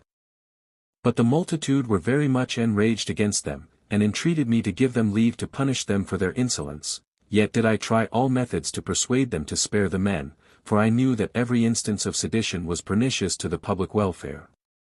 But the multitude was too angry with them to be dissuaded, and all of them went immediately to the house in which Jonathan and his colleagues abode. However, when I perceived that their rage could not be restrained, I got on horseback, and ordered the multitude to follow me to the village Sogain, which was 20 furlongs off Gabera, and by using this stratagem, I so managed myself, as not to appear to begin a civil war amongst them. 52. But when I was come near Sogain, I caused the multitude to make a halt and exhorted them not to be so easily provoked to anger, and to the inflicting such punishments as could not be afterwards recalled. I also gave order, that 100 men, who were already in years, and were principal men among them, should get themselves ready to go to the city of Jerusalem, and should make a complaint before the people of such as raised seditions in the country. And I said to them, that, in case they be moved with what you say, ye shall desire the community to write to me, and to enjoin me to continue in Galilee, and to order Jonathan and his colleagues to depart out of it. When I had suggested these instructions to them, and while they were getting themselves ready as fast as they could, I sent them on this errand the 3rd day after they had been assembled. I also sent 500 armed men with them, as a guard. I then wrote to my friends in Samaria, to take care that they might safely pass through the country, for Samaria was already under the Romans, and it was absolutely necessary for those that go quickly, to Jerusalem, to pass through that country, for in that road you may, in 3 days' time, go from Galilee to Jerusalem. I also went myself, and conducted the old men as far as the bounds of Galilee, and set guards in the roads, that it might not be easily known by any one that these men were gone. And when I had thus done, I went and abode at Jaffa. 53. Now Jonathan and his colleagues, having failed of accomplishing what they would have done against me, sent John back to Giscala, but went themselves to the city of Tiberias, expecting it would submit itself to them, and this was founded on a letter which Jesus, their then governor, had written them, promising that, if they came, the multitude would receive them, and choose to be under their government. So they went their ways with this expectation. But Silas, who, as I said, had been left curator of Tiberias by me, informed me of this, and desired me to make haste thither. Accordingly, I complied with his advice immediately, and came thither, but found myself in danger of my life. From the following occasion, Jonathan and his colleagues had been at Tiberias, and had persuaded a great many of such as had a quarrel with me to desert me, but when they heard of my coming, they were in fear for themselves, and came to me, and when they had saluted me, they said, that I was a happy man in having behaved myself so well in the government of Galilee, and they congratulated me upon the honors that were paid me, for they said that my glory was a credit to them, since they had been my teachers and fellow citizens, and they said further, that it was but just that they should prefer my friendship to them rather than John's, and that they would have immediately gone home, but that they stayed that they might deliver up John into my power, and when they said this they took their oaths of it, and those such as are most tremendous amongst us, and such as I did not think fit to disbelieve. However, they desired me to lodge somewhere else, because the next day was the Sabbath, and that it was not fit the city of Tiberias should be disturbed, on that day. 54. So I suspected nothing, and went away to Tarichees, yet did I withal leave some to make inquiry in the city how matters went, and whether anything was said about me. I also set many persons all the way that led from Tarichees to Tiberias, that they might communicate from one to another, if they learned any news from those that were left in the city. On the next day, therefore, they all came into the Prosucha. 22 It was a large edifice, and capable of receiving a great number of people. Thither Jonathan went in, and though he durst not openly speak of a revolt, yet did he say that their city stood in need of a better governor than it then had. But Jesus, who was the ruler, made no scruple to speak out, and said openly, O fellow citizens, it is better for you to be in subjection to 4 than to 1, and those such as are of high birth, and not without reputation for their wisdom, and pointed to Jonathan and his colleagues. Upon his saying this, Justus came in and commended him for what he had said, and persuaded some of the people to be of his mind also. But the multitude were not pleased with what was said, and had certainly gone into a tumult, unless the 6th hour, which was now come, had dissolved the assembly, at which hour our laws require us to go to dinner on Sabbath days. So Jonathan and his colleagues put off their counsel till the next day, and went off without success. When I was informed of these affairs, I determined to go to the city of Tiberias in the morning. Accordingly, on the next day, about the 1st hour of the day, I came from Taricheae, and found the multitude already assembled in the Prosucha, but on what account they were gotten together, those that were assembled did not know. But when Jonathan and his colleagues saw me there unexpectedly, they were in disorder, after which they raised a report of their own contrivance, that Roman horsemen were seen at a place called Union, in the borders of Galilee, 30 furlongs distant from the city. Upon which report, Jonathan and his colleagues cunningly exhorted me not to neglect this matter, nor to suffer the land to be spoiled by the enemy. And this they said with a design to remove me out of the city, under the pretense of the want of extraordinary assistance, while they might dispose the city to be my enemy. 55. As for myself, although I knew of their design, yet did I comply with what they proposed, lest the people of Tiberias should have occasion to suppose that I was not careful of their security. I therefore went out, but, when I was at the place, I found not the least footsteps of any enemy, so I returned as fast as ever I could, and found the whole council assembled, and the body of the people gotten together, and Jonathan and his colleagues bringing vehement accusations against me, as one who had no concern to ease them of the burdens of war, and as one that lived luxuriously. And as they were discoursing thus, they produced 4 letters, as written to them from some people that lived at the borders of Galilee, imploring that they would come to their assistance, for that there was an army of Romans, both horsemen and footmen, who would come and lay waste the country on the 3rd day. They desired them also to make haste, and not to overlook them. When the people of Tiberias heard this, they thought they spake truth, and made a clamor against me, and said I ought not to sit still, but to go away to the assistance of their countrymen. Hereupon I said, for I understood the meaning of Jonathan and his colleagues, that I was ready to comply with what they proposed, and without delay to march to the war which they spake of, yet did I advise them, at the same time, that since these letters declared that the Romans would make their assault in 4 several places, they should part their forces into 5 bodies, and make Jonathan and his colleagues generals of each body of them, because it was fit for brave men, not only to give counsel, but to take the place of leaders, and assist their countrymen when such a necessity pressed them, for, said I, it is not possible for me to lead more than one party. This advice of mine greatly pleased the multitude, so they compelled them to go forth to the war. But their designs were put into very much disorder, because they had not done what they had designed to do, on account of my stratagem, which was opposite to their undertakings. 56. Now there was one whose name was Ananias, a wicked man he was, and very mischievous. he proposed that a general religious fast 23 should be appointed the next day for all the people, and gave order that at the same hour they should come to the same place, without any weapons, to make it manifest before God, that while they obtained his assistance, they thought all these weapons useless. This he said, not out of piety, but that they might catch me and my friends unarmed. Now, I was hereupon forced to comply, lest I should appear to despise a proposal that tended to piety. As soon, therefore, as we were gone home, Jonathan and his colleagues wrote to John to come to them in the morning, and desiring him to come with as many soldiers as he possibly could, for that they should then be able easily to get me into their hands, and to do all they desired to do. When John had received this letter, he resolved to comply with it.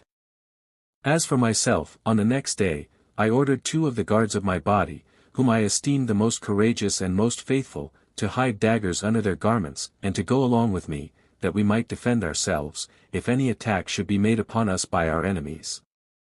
I also myself took my breastplate and girded on my sword, so that it might be, as far as it was possible, concealed, and came into the prosucha. 57. Now Jesus, who was the ruler, commanded that they should exclude all that came with me, for he kept the door himself, and suffered none but his friends to go in.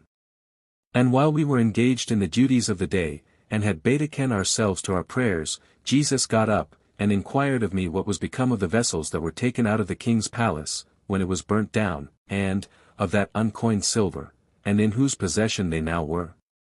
This he said, in order to drive away time till John should come. I said that Capellus, and the 10 principal men of Tiberias, had them all, and I told him that they might ask them whether I told a lie or not.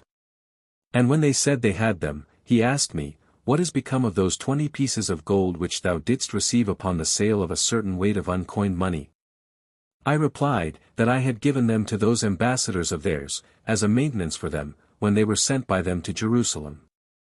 So Jonathan and his colleagues said that I had not done well to pay the ambassadors out of the public money.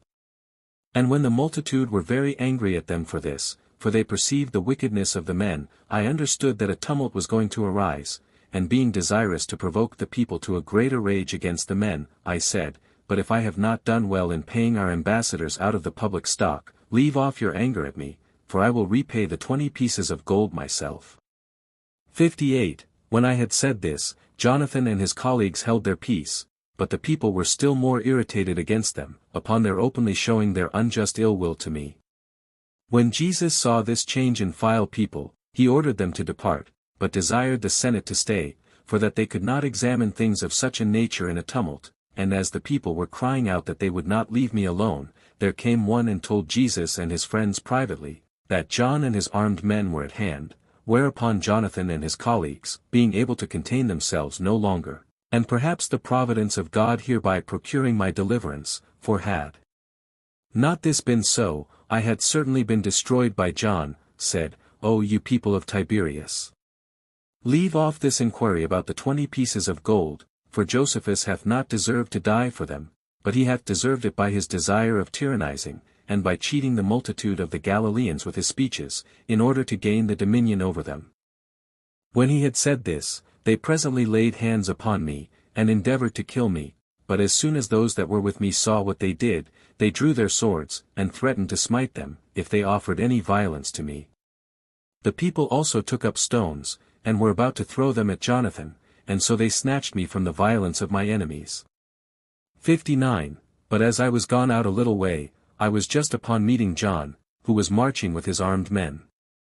So I was afraid of him, and turned aside, and escaped by a narrow passage to the lake, and seized on a ship, and embarked in it, and sailed over to Tarichees. So, beyond my expectation, I escaped this danger. Whereupon I presently sent for the chief of the Galileans, and told them after what manner, against all faith given, I had been very near to destruction from Jonathan and his colleagues, and the people of Tiberias. Upon which the multitude of the Galileans were very angry, and encouraged me to delay no longer to make war upon them, but to permit them to go against John, and utterly to destroy him, as well as Jonathan and his colleagues. However, I restrained them, though they were in such a rage, and desired them to tarry a while, till we should be informed what orders those ambassadors, that were sent by them to the city of Jerusalem, should bring thence, for I told them that it was best for them to act according to their determination, whereupon they were prevailed on. At which time, also, John, when the snares he had laid did not take effect, returned back to Giscala. 60. Now, in a few days, those ambassadors whom he had sent, came back again and informed us, that the people were greatly provoked at Ananus, and Simon the son of Gamaliel, and their friends, that, without any public determination, they had sent to Galilee, and had done their endeavors that I might be turned out of the government. The ambassadors said further, that the people were ready to burn their houses. They also brought letters, whereby the chief men of Jerusalem, at the earnest petition of the people, confirmed me in the government of Galilee, and enjoined Jonathan and his colleagues to return home quickly. When I had gotten these letters, I came to the village Arbela, where I procured an assembly of the Galileans to meet, and bid the ambassadors declare to them the anger of the people of Jerusalem at what had been done by Jonathan and his colleagues, and how much they hated their wicked doings, and how they had confirmed me in the government of their country, as also what related to the order they had in writing for Jonathan and his colleagues to return home. So I immediately sent them the letter, and bid him that carried it to inquire, as well as he could, how they intended to act, on this occasion. 61. Now, when they had received that letter, and were thereby greatly disturbed, they sent for John, and for the senators of Tiberias, and for the principal men of the Gabarans, and proposed to hold a council, and desired them to consider what was to be done by them. However, the governors of Tiberias were greatly disposed to keep the government to themselves, for they said it was not fit to desert their city, now it was committed to their trust, and that otherwise I should not delay to fall upon them, for they pretended falsely that so I had threatened to do.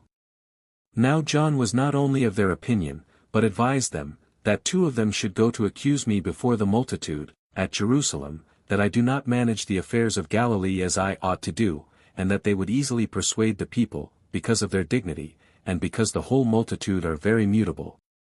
When, therefore, it appeared that John had suggested the wisest advice to them, they resolved that 2 of them, Jonathan and Ananias, should go to the people of Jerusalem, and the other 2, Simon and Joser, should be left behind to tarry at Tiberans. They also took along with them 100 soldiers for their guard. 62. However, the governors of Tiberias took care to have their city secured with walls, and commanded their inhabitants to take their arms. They also sent for a great many soldiers from John, to assist them against me, if there should be occasion for them. Now John was at Giscala. Jonathan, therefore, and those that were with him, when they were departed from Tiberias, and as soon as they were come to Dabarida, a village that lay in the utmost parts of Galilee, in the great plain, they, about midnight, fell among the guards I had set, who both commanded them to lay aside their weapons, and kept them in bonds upon the place, as I had charged them to do. This news was written to me by Levi, who had the command of that guard committed to him by me. Hereupon I said nothing of it for 2 days, and, pretending to know nothing about it, I sent a message to the people of Tiberias, and advised them to lay their arms aside, and to dismiss their men, that they might go home. But, supposing that Jonathan, and those that were with him, were already arrived at Jerusalem, they made reproachful answers to me, yet was I not terrified thereby, but contrived another stratagem against them, for I did not think it agreeable with piety to kindle the fire of war against the citizens. As I was desirous to draw those men away from Tiberias, I chose out 10,000 of the best of my armed men, and divided them into 3 bodies, and ordered them to go privately, and lie still as an ambush, in the villages. I also led 1,000 into another village, which lay indeed in the mountains, as did the others, but only 4 furlongs distant from Tiberias, and gave orders, that when they saw my signal, they should come down immediately, while I myself lay with my soldiers in the sight of every body. Hereupon the people of Tiberias, at the sight of me, came running out of the city perpetually, and abused me greatly. Nay, their madness was come to that height, that they made a decent bier for me, and, standing about it, they mourned over me in the way of jest and sport, and I could not but be myself in a pleasant humor upon the sight of this madness of theirs. 63. And now being desirous to catch Simon by a while, and Joser with him, I sent a message to them, and desired them to come a little way out of the city, and many of their friends to guard them, for I said I would come down to them, and make a league with them, and divide the government of Galilee with them. Accordingly, Simon was deluded on account of his imprudence, and out of the hopes of gain, and did not delay to come, but Joseph, suspecting snares were laid for him, stayed behind. So when Simon was come out, and his friends with him, for his guard, I met him, and saluted him with great civility, and professed that I was obliged to him for his coming up to me, but a little while afterward I walked along with him as though I would say something to him by myself, and when I had drawn him a good way from his friends, I took him about the middle, and gave him to my friends that were with me, to carry him into a village, and, commanding my armed men to come down, I with them made an assault upon Tiberias. Now, as the fight grew hot on both sides, and the soldiers belonging to Tiberias were in a fair way to conquer me, for my armed men were already fled away, I saw the posture of my affairs, and encouraging those that were with me, I pursued those of Tiberias, even when they were already conquerors, into the city. I also sent another band of soldiers into the city by the lake, and gave them orders to set on fire the first house they could seize upon. When this was done, the people of Tiberias thought that their city was taken by force, and so threw down their arms for fear, and implored, they, their wives, and children, that I would spare their city. So I was over-persuaded by their entreaties, and restrained the soldiers from the vehemency with which they pursued them, while I myself, upon the coming on of the evening, returned back with my soldiers, and went to refresh myself. I also invited Simon to sup with me, and comforted him on occasion of what had happened, and I promised that I would send him safe and secure to Jerusalem, and withal would give him provisions for his journey thither. 64. But on the next day, I brought 10,000 armed men with me, and came to Tiberias. I then sent for the principal men of the multitude into the public place, and enjoined them to tell me who were the authors of the revolt, and when they told me who the men were, I sent them bound to the city Jotapata. But as to Jonathan and Ananias, I freed them from their bonds, and gave them provisions for their journey, together with Simon and Joseph, and 500 armed men who should guard them, and so I sent them to Jerusalem. The people of Tiberias also came to me again, and desired that I would forgive them for what they had done, and they said they would amend what they had done amiss with regard to me, by their fidelity for the time to come, and they besought me to preserve what spoils remained upon the plunder of the city, for those that had lost them. Accordingly, I enjoined those that had got them, to bring them all before us, and when they did not comply for a great while, and I saw one of the soldiers that were about me with a garment on that was more splendid than ordinary, I asked him whence he had it, and when he replied that he had it out of the plunder of the city, I had him punished with stripes, and I threatened all the rest to inflict a severer punishment upon them, unless they produced before us whatsoever they had plundered, and when a great many spoils were brought together, I restored to every one of Tiberias what they claimed to be their own. 65. And now I am come to this part of my narration, I have a mind to say a few things to Justus, who hath himself written a history concerning these affairs, as also to others who profess to write history, but have little regard to truth, and are not afraid, either out of ill will or good will to some persons, to relate falsehoods. These men do like those who compose forged deeds and conveyances, and because they are not brought to the like punishment with them, they have no regard to truth. When, therefore, Justus undertook to write about these facts, and about the Jewish war, that he might appear to have been an industrious man, he falsified in what he related about me, and could not speak truth even about his own country, whence it is that, being belied by him, I am under a necessity to make my defense, and so I shall say what I have concealed till now. And let no one wonder that I have not told the world these things a great while ago. For although it be necessary for an historian to write the truth, yet is such a one not bound severely to animadvert on the wickedness of certain men, not out of any favor to them, but out of an author's own moderation.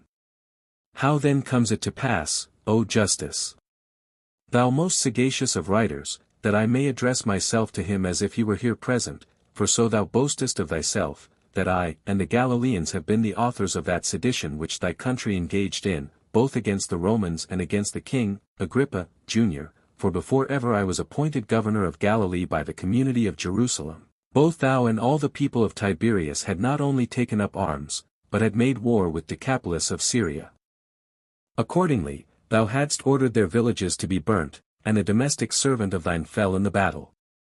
Nor is it I only who say this, but so it is written in the commentaries of Vespasian, the emperor, as also how the inhabitants of Decapolis came clamoring to Vespasian at Ptolemais, and desired that thou, who wast the author of that war, mightest be brought to punishment. And thou hadst certainly been punished at the command of Vespasian, had not King Agrippa, who had power given him to have thee put to death, at the earnest entreaty of his sister Bernice, changed the punishment from death into a long imprisonment. Thy political administration of affairs afterward doth also clearly discover both thy other behavior in life, and that thou wast the occasion of thy country's revolt from the Romans, plain signs of which I shall produce presently. I have also a mind to say a few things to the rest of the people of Tiberias on thy account, and to demonstrate to those that light upon this history, that you bear no goodwill, neither to the Romans, nor to the king. To be sure, the greatest cities of Galilee, O Justus, were Sepphoris, and thy country Tiberias.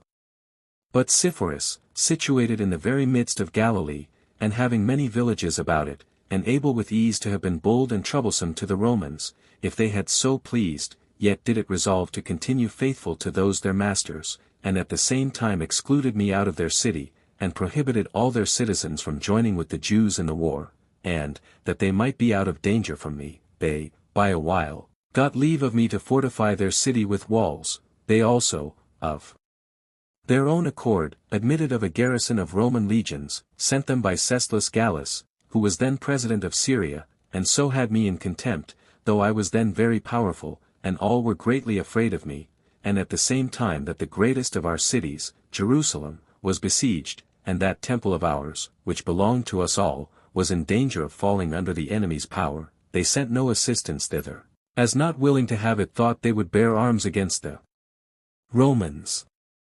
But as for thy country, O Justus, situated upon the lake of Gennesareth, and distant from Hippos 30 furlongs, from Gadara 60, and from Scythopolis, which was under the king's jurisdiction, 120, when there was no Jewish city near, it might easily have preserved its fidelity to the Romans, if it had so pleased them to do, for the city and its people had plenty of weapons. But, as thou sayest, I was then the author of their revolts. And pray, O Justus, who was that author afterwards? For thou knowest that I was in the power of the Romans before Jerusalem was besieged, and before the same time Jotapata was taken by force, as well as many other fortresses, and a great many of the Galileans fell in the war. It was therefore then a proper time, when you were certainly freed from any fear on my account, to throw away your weapons, and to demonstrate to the king and to the Romans, that it was not of choice, but as forced by necessity, that you fell into the war against them, but you stayed till Vespasian came himself as far as your walls, with his whole army, and then you did indeed lay aside your weapons out of fear, and your city had for certain been taken by force, unless Vespasian had complied with the king's supplication for you, and had excused your madness. It was not I, therefore, who was the author of this, but your own inclinations to war. Do not you remember how often I got you under my power, and yet put none of you to death? Nay, you once fell into a tumult one against another, and slew 185 of your citizens, not on account of your goodwill to the king and to the Romans, but on account of your own wickedness, and this while I was besieged by the Romans in Jotapata. Nay, indeed, were there not reckoned up 2,000 of the people of Tiberias during the siege of Jerusalem, some of whom were slain, and the rest caught and carried captives? But thou wilt pretend that thou didst not engage in the war, since thou didst flee to the king. Yes, indeed, thou didst flee to him, but I say it was out of fear of me. Thou sayest, indeed, that it is I who am a wicked man.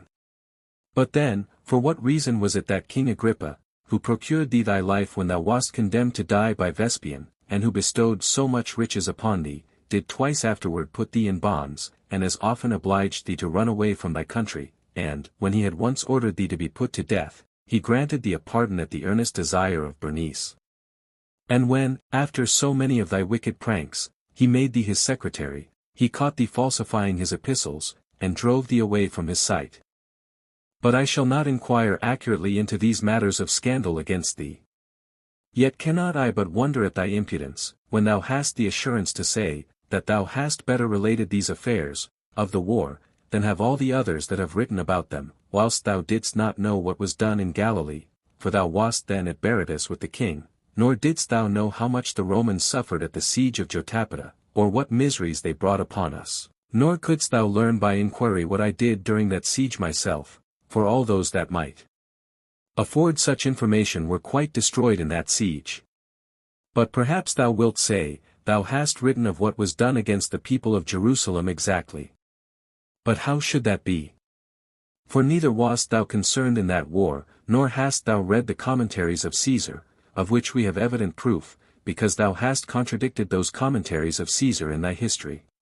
But if thou art so hardy as to affirm, that thou hast written that history better than all the rest, why didst thou not publish thy history while the emperors Vespasian and Titus, the generals in that war, as well as King Agrippa and his family, who were men very well skilled in the learning of the Greeks, were all alive?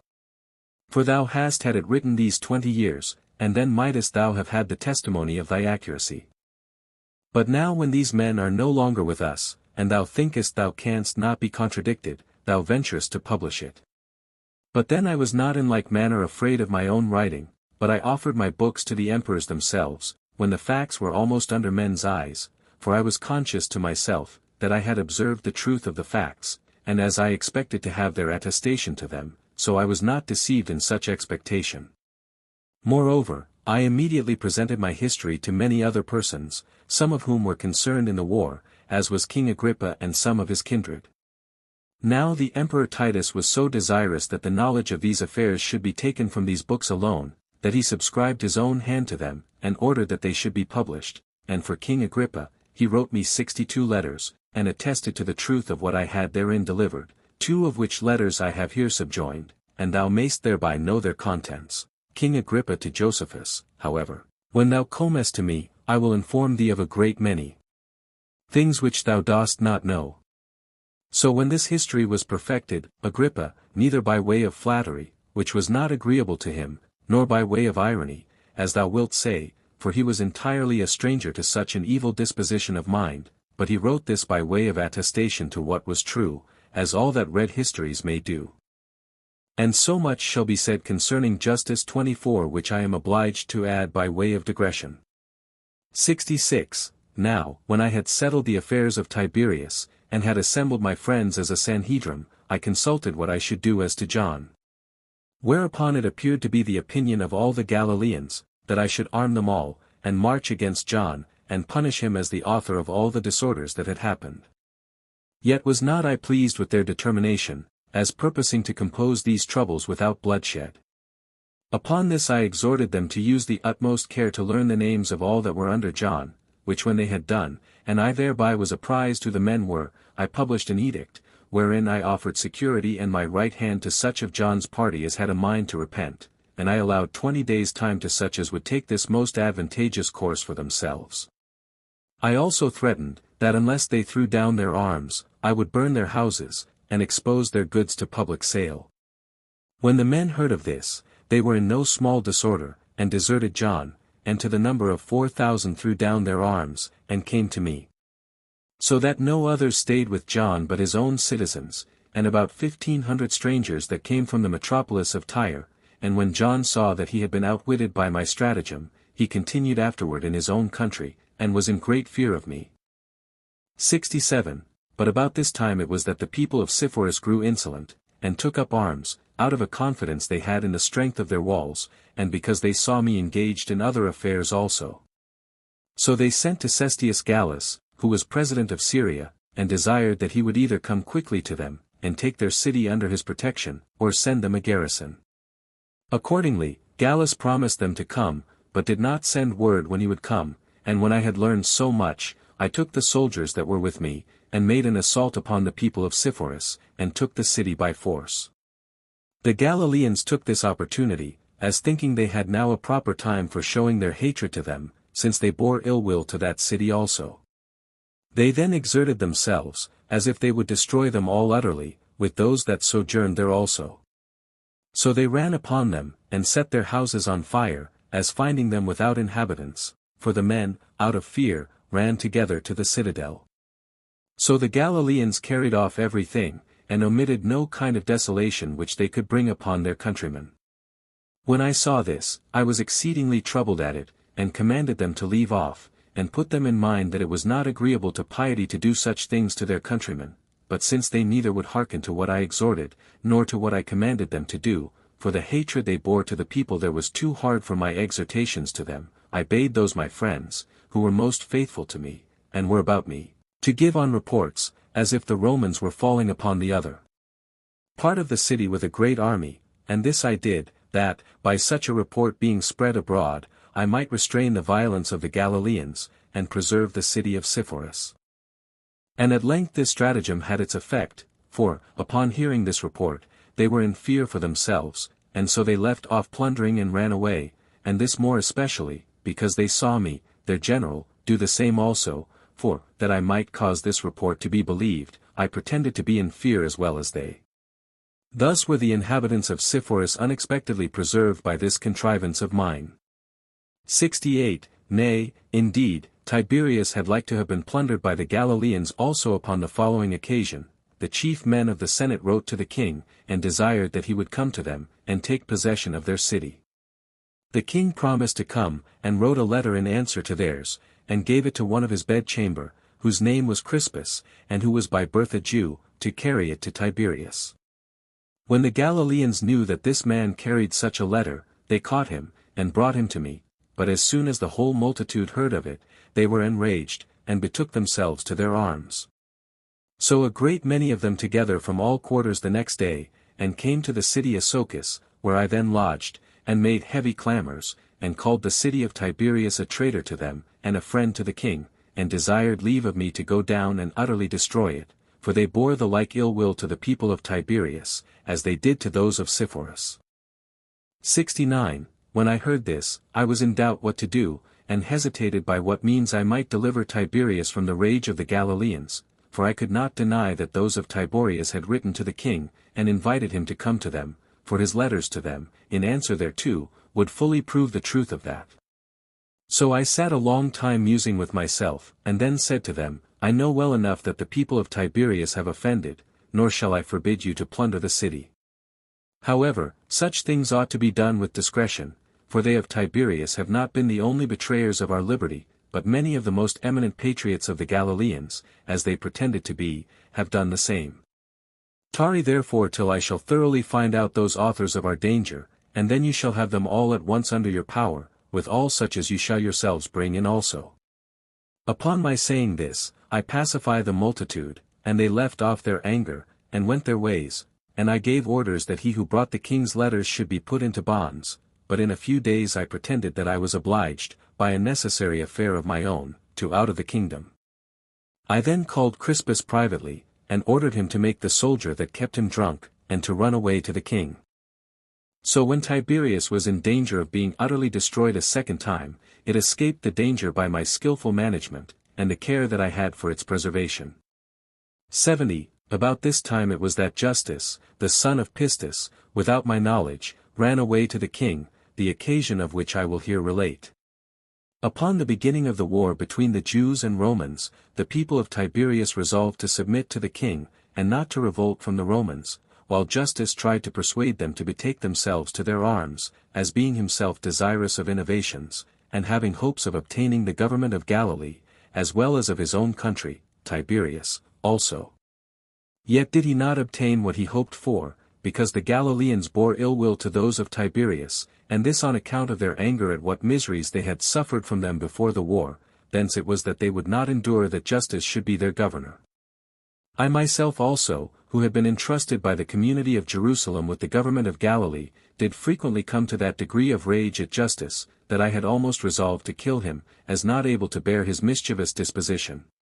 He was therefore much afraid of me, lest at length my passion should come to extremity, so he went to the king, as supposing that he would dwell better and more safely with him. 71. Now, when the people of Sepphoris had, in so surprising a manner, escaped their first danger, they sent to Cestius Gallus, and desired him to come to them immediately, and take possession of their city, or else to send forces sufficient to repress all their enemies' incursions upon them, and at the last they did prevail with Gallus to send them a considerable army, both of horse and foot, which came in the night time, and which they admitted into the city. But when the country round about it was harassed by the Roman army, I took those soldiers that were about me, and came to Gerizim, where I cast up a bank, a good way off the city Sepphoris, and when I was at 20 furlongs distance, I came upon it by night, and made an assault upon its walls with my forces, and when I had ordered a considerable number of my soldiers to scale them with ladders, I became master of the greatest part of the city. But soon after, our unacquaintedness with the places forced us to retire, after we had killed 12 of the Roman footmen, and 2 horsemen, and a few of the people of Sepphoris, with the loss of only a single man of our own. And when it afterwards came to a battle in the plain against the horsemen, and we had undergone the dangers of it courageously for a long time, we were beaten, for upon the Romans encompassing me about, my soldiers were afraid, and fell back. There fell in that battle one of those that had been entrusted to guard my body, his name was Justus, who at this time had the same post with the king. At the same time also there came forces, both horsemen and footmen, from the king, and Sylla their commander, who was the captain of his guard. This Sylla pitched his camp at 5 furlongs distance from Julius, and set a guard upon the roads, both that which led to Cana, and that which led to the fortress Gamala, that he might hinder their inhabitants from getting provisions out of Galilee. 72. As soon as I had gotten intelligence of this, I sent 2,000 armed men, and a captain over them, whose name was Jeremiah, who raised a bank a furlong off Julius, near to the river Jordan, and did no more than skirmish with the enemy, till I took 3,000 soldiers myself, and came to them. But on the next day, when I had laid an ambush in a certain valley, not far from the banks, I provoked those that belonged to the king to come to a battle, and gave orders to my own soldiers to turn their backs upon them, until they should have drawn the enemy away from their camp, and brought them out into the field, which was done accordingly, for Sylla, supposing that our party did really run away, was ready to pursue them, when our soldiers that lay in ambush took them on their backs, and put them all into great disorder. I also immediately made a sudden turn with my own forces, and met those of the king's party, and put them to flight. And I had performed great things that day, if a certain fate had not been my hindrance, for the horse on which I rode, and upon whose back I fought, fell into a quagmire, and threw me on the ground, and I was bruised on my wrist, and carried into a village named Sepharnaum, or Capernaum.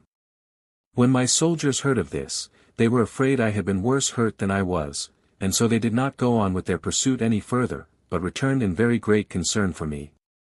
I therefore sent for the physicians, and while I was under their hands, I continued feverish that day, and as the physicians directed, I was that night removed to Tarichae.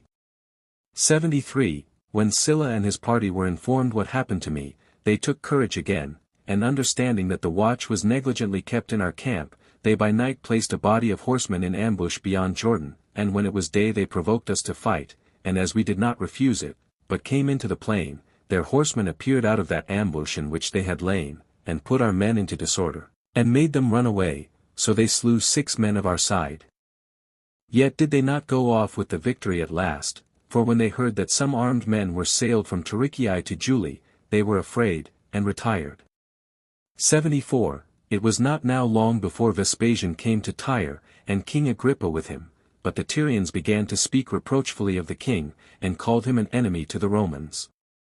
For they said that Philip, the general of his army, had betrayed the royal palace and the Roman forces that were in Jerusalem, and that it was done by his command. When Vespasian heard of this report, he rebuked the Tyrians for abusing a man who was both a king and a friend to the Romans, but he exhorted the king to send Philip to Rome, to answer for what he had done before Nero. But when Philip was sent thither, he did not come into the sight of Nero, for he found him very near death, on account of the troubles that then happened, and a civil war, and so he returned to the king. But when Vespasian was come to Ptolemy, the chief men of Decapolis of Syria made a clamor against Justus of Tiberias, because he had set their villages on fire, so Vespasian delivered him to the king, to be put to death by those under the king's jurisdiction. Yet did the king only put him into bonds, and concealed what he had done from Vespasian, as I have before related. But the people of Sepphoris met Vespasian, and saluted him, and had forces sent him, with Placidus their commander. He also went up with them, as I also followed them, till Vespasian came into Galilee. As to which coming of his, and after what manner it was ordered, and how he fought his first battle with me near the village Tarichae, and how from thence they went to Jotapata, and how I was taken alive, and bound, and how I was afterward loosed, with all that was done by me in the Jewish war, and during the siege of Jerusalem, I have accurately related them in the books concerning the war of the Jews. However, it will, I think, be fit for me to add now an account of those actions of my life which I have not related in that book of the Jewish War. 75. For when the siege of Jotapata was over, and I was among the Romans, I was kept with much care, by means of the great respect that Vespasian showed me.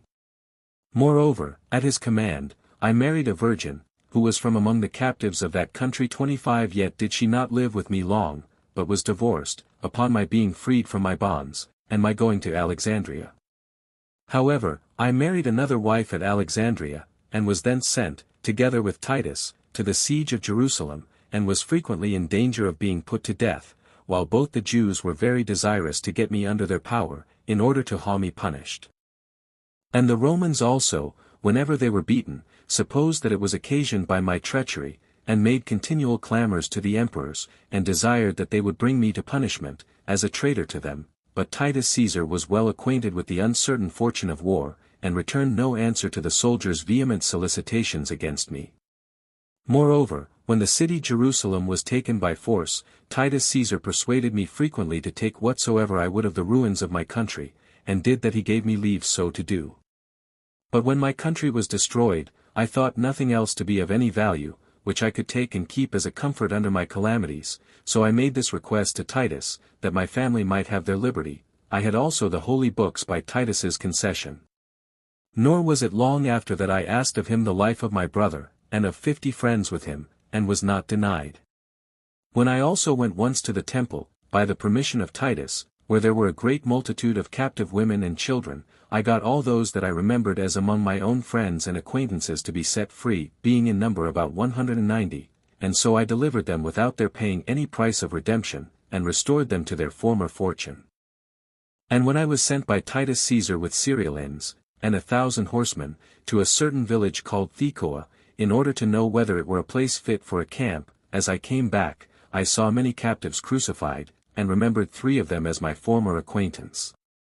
I was very sorry at this in my mind, and went with tears in my eyes to Titus, and told him of them, so he immediately commanded them to be taken down, and to have the greatest care taken of them, in order to their recovery. Yet 2 of them died under the physician's hands, while the 3rd recovered. 76. But when Titus had composed the troubles in Judea, and conjectured that the lands which I had in Judea would bring me no profit, because a garrison to guard the country was afterward to pitch there, he gave me another country in the plain. And when he was going away to Rome, he made choice of me to sail along with him, and paid me great respect. And when we were come to Rome, I had great care taken of me by Vespasian, for he gave me an apartment in his own house, which he lived in before he came to the empire.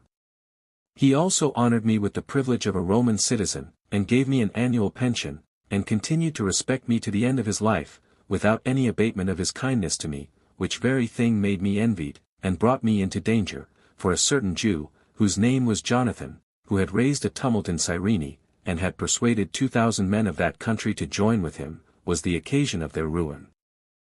But when he was bound by the governor of that country, and sent to the emperor, he told him that I had sent him both weapons and money. However, he could not conceal his being a liar from Vespasian, who condemned him to die, according to which sentence he was put to death.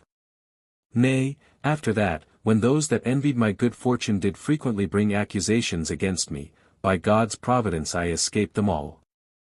I also received from Vespasian no small quantity of land, as a free gift, in Judea, about which time I divorced my wife also, as not pleased with her behavior, though not till she had been the mother of 3 children, 2 of whom are dead, and one whom I named Hyrcanus, is alive.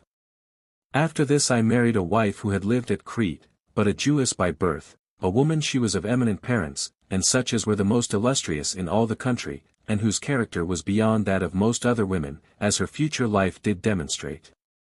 By her I had 2 sons, the elder's name was Justus, and the next Simonides, who was also named Agrippa.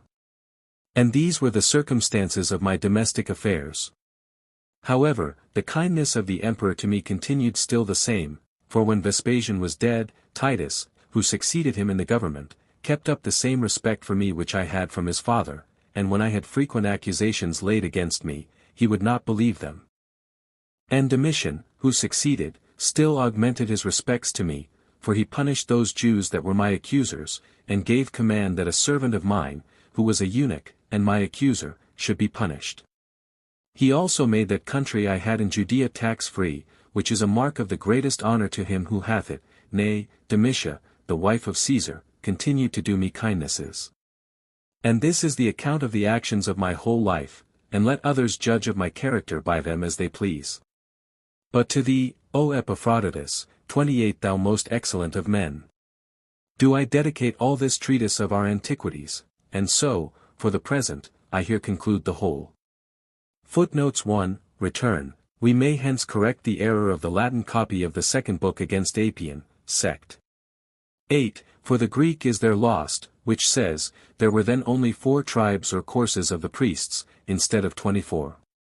Nor is this testimony to be disregarded, as if Josephus there contradicted what he had affirmed here, because even the account there given better agrees to 24 than to 4 courses, while he says that each of those courses contained above 5,000 men, which, multiplied by only 4, will make not more than 20,000 priests, whereas the number 120,000, as multiplied by 24, seems much the most probable, they being about 1/10 of the whole people, even after the captivity. See Ezra 2 verses 36 to 39, Nehemiah 7 verses 39 to 42, 1 Esdras 5:24, 25, with Ezra 2, 64, Nehemiah 7 verse 66, 1 Esdras 5:41. Nor will this common reading or notion of but 4 courses of priests, agree with Josephus's own further assertion elsewhere, Antique, b. 7. Ch. 14. Sect. 7, that David's partition of the priests into 24 courses had continued to that day. 2. Return, an eminent example of the care of the Jews about their genealogies, especially as to the priests. See against APB, 1 sect. 7. 3. Return, when Josephus here says, that from 16 to 19, or for 3 years, he made trial of the 3 Jewish sects, the Pharisees, the Sadducees, and the Essenes, and yet says presently, in all our copies, that he stayed besides with one particular ascetic, called Bannus, with him, and this still before he was 19, there is little room left for his trial of the 3 other sections I suppose, therefore, that for, with him, the old reading might be, with them, which is a very small emendation, and takes away the difficulty before us. Nor is Dr. Hudson's conjecture, hinted at by Mr. Hall in his preface to the Doctor's edition of Josephus, at all improbable, that this Bannus, by this his description, might well be a follower of John the Baptist, and that from him Josephus might easily imbibe such notions, as afterwards prepared him to have a favorable opinion of Jesus Christ himself, who was attested to by John the Baptist. 4. Return, we may note here, that religious men among the Jews, or at least those that were priests, were sometimes ascetics also, and, like Daniel and his companions in Babylon, Daniel 1 verses 8 to 16, ate no flesh, but figs and nuts, etc. only. This was like the austere diet of the Christian ascetics in Passion Week. Constitute. V. 18. 5. Return, it has been thought the number of Paul and his companions on shipboard, Acts 27 verse 38, which are 276 in our copies, are too many, whereas we find here, that Josephus and his companions, a very few years after the other, were about 600. 6. Return, see Jewish War, b. 2. Ch. 18, sect. 3. 7. Return, the Jews might collect this unlawfulness of fighting against their brethren from that law of Moses, Leviticus 19 verse 16, thou shalt not stand against the blood of thy neighbor, and that, ver. 17, thou shalt not avenge, nor bear any grudge against the children of thy people, but thou shalt love thy neighbor as thyself, as well as from many other places in the Pentateuch and Prophets. See Antique, b. 8. Ch. 8, sect. 3. 8. Return, that this Herod Agrippa, the father, was of old called a great king, as here, appears by his coins still remaining, to which Haverkamp refers us. 9. Return, the famous Jewish numbers of 12 and 70 are here remarkable. 10. Return, our Josephus shows, both here and everywhere, that he was a most religious person, and one that had a deep sense of God and his providence upon his mind, and ascribed all his numerous and wonderful escapes and preservations, in times of danger, to God's blessing him, and taking care of him, and this on account of his acts of piety, justice, humanity, and charity, to the Jews his brethren. 11. Return. Josephus's opinion is here well worth noting, that every one is to be permitted to worship God according to his own conscience, and is not to be compelled in matters of religion, as one may here observe, on the contrary, that the rest of the Jews were still for obliging all those who married Jewesses to be circumcised, and become Jews, and were ready to destroy all that would not submit to do so. See sect. 31, and Luke 11 verse 54. 12. Return. How Josephus could say here that the Jewish laws forbade them to spoil even their enemies, while yet, a little before his time, our Saviour had mentioned it as then a current maxim with them, Thou shalt love thy neighbor, and hate thine enemy, Matthew 5 verse 43, is worth our inquiry. I take it that Josephus, having been now for many years an Ebionite Christian, had learned this interpretation of the law of Moses from Christ, whom he owned for the true Mellah, as it follows in the succeeding verses, which, though he might not read in St. Matthew's Gospel, yet might he have read much the same exposition in their own Ebionite or Nazarene Gospel itself, of which improvements made by Josephus, after he was become a Christian, we have already had several examples in this his life. Sect. 3, 13, 15, 19, 21, 23, and shall have many more therein before its conclusion, as well as we have them elsewhere in all his later writings. 13. Return. Here we may observe the vulgar Jewish notion of witchcraft, but that our Josephus was too wise to give any countenance to it. 14. Return. In this section, as well as in the 18 and 33, those small vessels that sailed on the Sea of Galilee, are called by Josephus, i.e., plainly ships, so that we need not wonder at our evangelists, who still call them ships, nor ought we to render them boats, as some do. Their number was in all 230, as we learn from our author elsewhere. Jewish War. B. 2. Ch. 21, Sect. 8, 15, Return. Part of these fortifications on Mount Tabor may be those still remaining, and which were seen lately by Mr. Mondrel. See his Travels, page 112.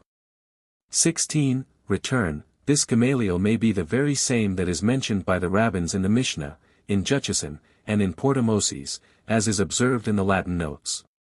He might be also that Gamaliel too, whose grandfather was Gamaliel I, who is mentioned in Acts 5 verse 34, and at whose feet St. Paul was brought up, Acts 22 verse 3. See Prid. At the year 449. 17. Return. This Jonathan is also taken notice of in the Latin notes, as the same that is mentioned by the rabbins in Portamoses. 18. Return. This I take to be the first of Josephus's remarkable or divine dreams, which were predictive of the great things that afterwards came to pass, of which see more in the note on Antique, B. 3. Ch. 8, Sect. 9. The other is in the war, B. 3. Ch. 8, Sect. 3, 9. 19. Return. Josephus's directions to his soldiers here are much the same that John the Baptist gave, Luke 3 verse 14, Do violence to no man, neither accuse any falsely, and be content with your wages. Whence Dr. Hudson confirms this conjecture, that Josephus, in some things, was, even now, a follower of John the Baptist, which is no way improbable. See the note on Sect. 2, 20, Return. We here learn the practice of the Jews, in the days of Josephus, to inquire into the characters of witnesses before they were admitted, and that their number ought to be 3, or 2 at the least, also exactly as in the law of Moses, and in the apostolical constitutions, b. 2, ch. 37. See Horeb Covenant Revived, page 97, 98. 21. Return. This appeal to the whole body of the Galileans by Josephus, and the testimony they gave him of integrity in his conduct as their governor, is very like that appeal and testimony in the case of the prophet Samuel, 1 Samuel 12 verses 1-5, and perhaps was done by Josephus in imitation of him. 22. Return. It is worth noting here, that there was now a great prosucha, or place of prayer, in the city of Tiberias itself, though such prosucha used to be out of cities, as the synagogues were within them. Of them, see Lemoyne on Polycarp's Epistle, page 76. It is also worth our remark, that the Jews, in the days of Josephus, used to dine at the 6th hour, or noon, and that in obedience to their notions of the law of Moses also. 23. Return. One may observe here, that this lay Pharisee, Ananias, as we have seen he was, sect. 39. Took upon him to appoint a fast at Tiberias, and was obeyed, though indeed it was not out of religion, but knavish policy. 24. Return. The character of this history of Justus of Tiberias, the rival of our Josephus, which is now lost, with its only remaining fragment, are given us by a very able critic, Photius, who read that history. It is in the 33rd code of his Bibliotheca, and runs thus: I have read, says Photius, the chronology of Justus of Tiberias, whose title is this, footnote the chronology of the kings of Judah which succeeded one another. This, Justus, came out of the city of Tiberias in Galilee. He begins his history from Moses, and ends it not till the death of Agrippa, the 7th, ruler, of the family of Herod, and the last king of the Jews, who took the government under Claudius, had it augmented under Nero, and still more augmented by Vespasian. He died in the 3rd year of Trajan, where also his history ends. He is very concise in his language, and slightly passes over those affairs that were most necessary to be insisted on, and being under the Jewish prejudices, as indeed he was himself also a Jew by birth, he makes not the least mention of the appearance of Christ, or what things happened to him, or of the wonderful works that he did. He was the son of a certain Jew, whose name was Pistis. He was a man, as he is described by Josephus, of a most profligate character, a slave both to money and to pleasures. In public affairs he was opposite to Josephus, and it is related, that he laid many plots against him, but that Josephus, though he had his enemy frequently under his power, did only reproach him in words, and so let him go without further punishment. He says also, that the history which this man wrote is, for the main, fabulous, and chiefly as to those parts where he describes the Roman war with the Jews, and the taking of Jerusalem. 25. Return. Here Josephus, a priest, honestly confesses that he did that at the command of Vespasian, which he had before told us was not lawful for a priest to do by the law of Moses, Antique, b. 3. Ch. 12. Sect. 2. I mean, the taking a captive woman to wife. See also against Apion, b.I., sect. 7. But he seems to have been quickly sensible that his compliance with the commands of an emperor would not excuse him, for he soon put her away, as Reeland justly observes here. 28. Return. Of this Epaphroditus, see the note on the preface to the Antiquities. End of the Project Gutenberg ebook. The Life of Flavius Josephus. Updated editions will replace the previous one, the old editions will be renamed. Creating the works from print editions not protected by U.S. copyright law means that no one owns a United States copyright in these works, so the Foundation, NU, can copy and distribute it in the United States without permission and without paying copyright royalties. Special rules, set forth in the general terms of use part of this license, apply to copying and distributing Project Gutenberg electronic works to protect the Project Gutenberg concept and trademark. Project Gutenberg is a registered trademark, and may not be used if you charge for an ebook, except by following the terms of the trademark license, including paying royalties for use of the Project Gutenberg trademark. If you do not charge anything for copies of this ebook, complying with the trademark license is very easy. You may use this ebook for nearly any purpose such as creation of derivative works, reports, performances and research.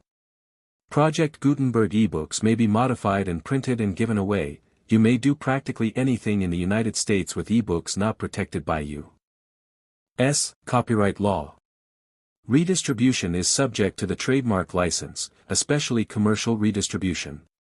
Start. Full license. The full Project Gutenberg license. Please read this before you distribute or use this work to protect the Project Gutenberg mission of promoting the free distribution of electronic works, by using or distributing this work, or any other work associated in any way with the phrase, Project Gutenberg. You agree to comply with all the terms of the full Project Gutenberg license available with this file or online at www.gutenberg.org/license. Section 1. General Terms of Use and Redistributing Project Gutenberg Electronic Works 1. A. By reading or using any part of this Project Gutenberg electronic work, you indicate that you have read, understand, agree to and accept all the terms of this license and intellectual property, trademark/copyright, agreement. If you do not agree to abide by all the terms of this agreement, you must cease using and return or destroy all copies of Project Gutenberg electronic works in your possession. If you paid a fee for obtaining a copy of or access to a Project Gutenberg electronic work and you do not agree to be bound by the terms of this agreement, you may obtain a refund from the person or entity to whom you paid the fee as set forth in paragraph 1. E8. 1b. Project Gutenberg is a registered trademark. It may only be used on or associated in any way with an electronic work by people who agree to be bound by the terms of this agreement.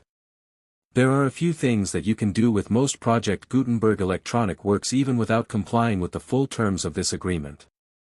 See paragraph 1. See below.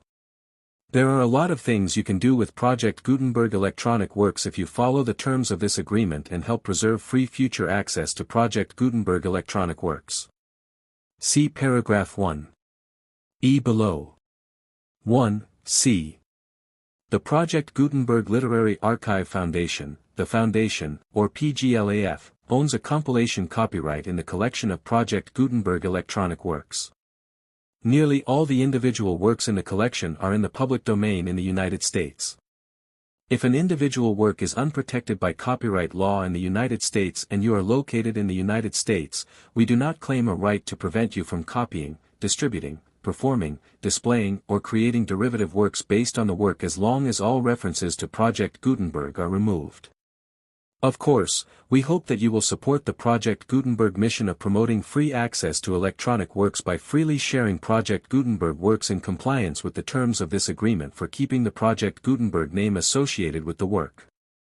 You can easily comply with the terms of this agreement by keeping this work in the same format with its attached full Project Gutenberg license when you share it without charge with others. 1d. The copyright laws of the place where you are located also govern what you can do with this work. Copyright laws in most countries are in a constant state of change. If you are outside the United States, check the laws of your country in addition to the terms of this agreement before downloading, copying, displaying, performing, distributing or creating derivative works based on this work or any other Project Gutenberg work. The Foundation makes no representations concerning the copyright status of any work in any country other than the United States. 1e. Unless you have removed all references to Project Gutenberg, 1e1. The following sentence, with active links to, or other immediate access to, the full Project Gutenberg license must appear prominently whenever any copy of a Project Gutenberg work, any work on which the phrase, Project Gutenberg, appears, or with which the phrase, Project Gutenberg, is associated, is accessed, displayed, performed, viewed, copied or distributed. This ebook is for the use of anyone anywhere in the United States and most other parts of the world at no cost and with almost no restrictions whatsoever. You may copy it, give it away or reuse it under the terms of the Project Gutenberg license included with this ebook or online at www.gutenberg.org. If you are not located in the United States, you will have to check the laws of the country where you are located before using this ebook. 1e2. If an individual Project Gutenberg electronic work is derived from texts not protected by U.S. copyright law, does not contain a notice indicating that it is posted with permission of the copyright holder, the work can be copied and distributed to anyone in the United States without paying any fees or charges. If you are redistributing or providing access to a work with the phrase, Project Gutenberg, associated with or appearing on the work, you must comply either with the requirements of paragraphs 1e1 through 1e7 or obtain permission for the use of the work in the Project Gutenberg trademark as set forth in paragraphs 1e8 or 1e9. 1e3. If an individual Project Gutenberg electronic work is posted with the permission of the copyright holder, your use and distribution must comply with both paragraphs 1e1 through 1e7 and any additional terms imposed by the copyright holder. Additional terms will be linked to the Project Gutenberg license for all works posted with the permission of the copyright holder found at the beginning of this work. 1(e)(4).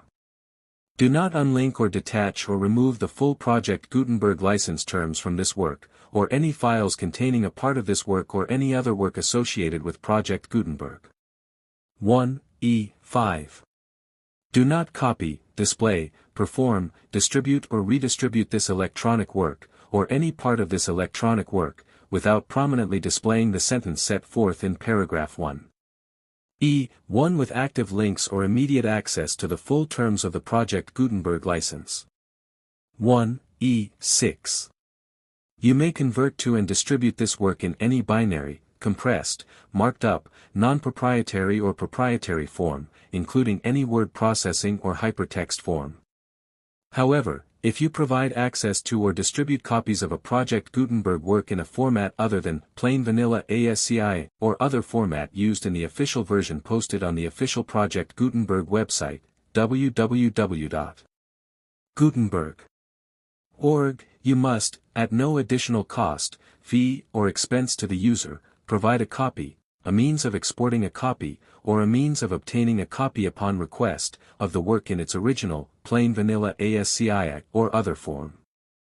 Any alternate format must include the full Project Gutenberg license as specified in paragraph 1. (e)(1). 1(e)(7). Do not charge a fee for access to, viewing, displaying, performing, copying or distributing any Project Gutenberg works unless you comply with paragraph 1. (e)(8) or 1. (e)(9). 1(e)(8). You may charge a reasonable fee for copies of or providing access to or distributing Project Gutenberg electronic works provided that, you pay a royalty fee of 20% of the gross profits you derive from the use of Project Gutenberg works calculated using the method you already use to calculate your applicable taxes. The fee is owed to the owner of the Project Gutenberg trademark, but he has agreed to donate royalties under this paragraph to the Project Gutenberg Literary Archive Foundation. Royalty payments must be paid within 60 days following each date on which you prepare, or are legally required to prepare, your periodic tax returns.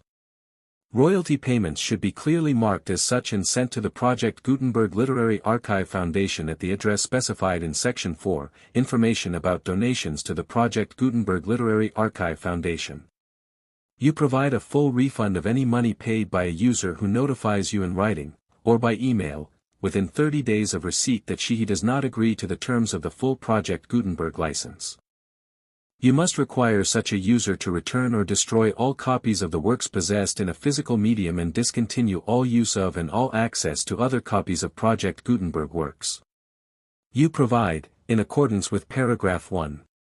(f)(3) a full refund of any money paid for a work or a replacement copy, if a defect in the electronic work is discovered and reported to you within 90 days of receipt of the work. You comply with all other terms of this agreement for free distribution of Project Gutenberg works. 1(e)(9).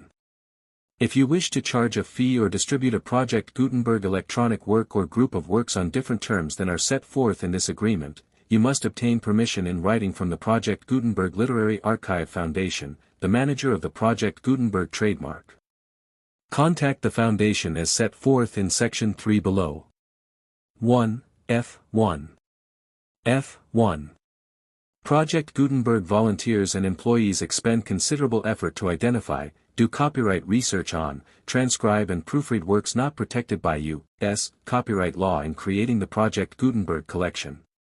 Despite these efforts, Project Gutenberg electronic works, and the medium on which they may be stored, may contain defects, such as, but not limited to, incomplete, inaccurate or corrupt data, transcription errors, a copyright or other intellectual property infringement, a defective or damaged disk or other medium, a computer virus, or computer codes that damage or cannot be read by your equipment. 1(f)(2). Limited warranty, disclaimer of damages, except for the right of replacement or refund described in paragraph 1. (f)(3). The Project Gutenberg Literary Archive Foundation, the owner of the Project Gutenberg trademark, and any other party distributing a Project Gutenberg electronic work under this agreement, disclaim all liability to you for damages, costs and expenses, including legal fees. You agree that you have no remedies for negligence, strict liability, breach of warranty or breach of contract except those provided in paragraph 1. F3. You agree that the foundation, the trademark owner, and any distributor under this agreement will not be liable to you for actual, direct, indirect, consequential, punitive or incidental damages even if you give notice of the possibility of such damage. 1. F3.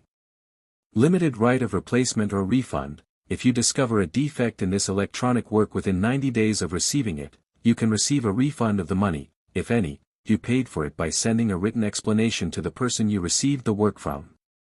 If you received the work on a physical medium, you must return the medium with your written explanation. The person or entity that provided you with the defective work may elect to provide a replacement copy in lieu of a refund. If you received the work electronically, the person or entity providing it to you may choose to give you a second opportunity to receive the work electronically in lieu of a refund. If the second copy is also defective, you may demand a refund in writing without further opportunities to fix the problem. 1. F4. Except for the limited right of replacement or refund set forth in paragraph 1. F3. This work is provided to you, ASS, with no other warranties of any kind, express or implied, including but not limited to warranties of merchantability or fitness for any purpose. 1. F5. Some states do not allow disclaimers of certain implied warranties or the exclusion or limitation of certain types of damages. If any disclaimer or limitation set forth in this agreement violates the law of the state applicable to this agreement, the agreement shall be interpreted to make the maximum disclaimer or limitation permitted by the applicable state law. The invalidity or unenforceability of any provision of this agreement shall not void the remaining provisions. 1. F6. Indemnity. You agree to indemnify and hold the foundation, the trademark owner, any agent or employee of the foundation, anyone providing copies of Project Gutenberg electronic works in accordance with this agreement, and any volunteers associated with the production, promotion and distribution of Project Gutenberg electronic works, harmless from all liability, costs and expenses, including legal fees, that arise directly or indirectly from any of the following which you do or cause to occur. A. Distribution of this or any Project Gutenberg work. B. Alteration, modification, or additions or deletions to any Project Gutenberg work, and C. Any defect you cause. Section 2. Information about the mission of Project Gutenberg. Project Gutenberg is synonymous with the free distribution of electronic works in formats readable by the widest variety of computers including obsolete, old, middle-aged and new computers. It exists because of the efforts of hundreds of volunteers and donations from people in all walks of life. Volunteers and financial support to provide volunteers with the assistance they need are critical to reaching Project Gutenberg's goals and ensuring that the Project Gutenberg collection will remain freely available for generations to come. In 2001, the Project Gutenberg Literary Archive Foundation was created to provide a secure and permanent future for Project Gutenberg and future generations. To learn more about the Project Gutenberg Literary Archive Foundation and how your efforts and donations can help, see sections 3 and 4 and the Foundation information page at www.gutenberg.org. Section 3. Information about the Project Gutenberg Literary Archive Foundation. The Project Gutenberg Literary Archive Foundation is a non-profit 501(c)(3) educational corporation organized under the laws of the state of Mississippi and granted tax-exempt status by the Internal Revenue Service. The Foundation's EIN or Federal Tax Identification Number is 64-6221541. Contributions to the Project Gutenberg Literary Archive Foundation are tax-deductible to the full extent permitted by U.S. federal laws and your state's laws. The Foundation's business office is located at 809 North 1500 West, Salt Lake City, Utah, 84116-801-596-1887. Email contact links and up-to-date contact information can be found at the Foundation's website and official page at www.gutenberg.org. Org/contact Section 4. Information about donations to the Project Gutenberg Literary Archive Foundation. Project Gutenberg depends upon and cannot survive without widespread public support and donations to carry out its mission of increasing the number of public domain and licensed works that can be freely distributed in machine-readable form accessible by the widest array of equipment including outdated equipment. Many small donations, $1 to $5,000, are particularly important to maintaining tax-exempt status with the IRS. The Foundation is committed to complying with the laws regulating charities and charitable donations in all 50 states of the United States. Compliance requirements are not uniform and it takes a considerable effort, much paperwork and many fees to meet and keep up with these requirements.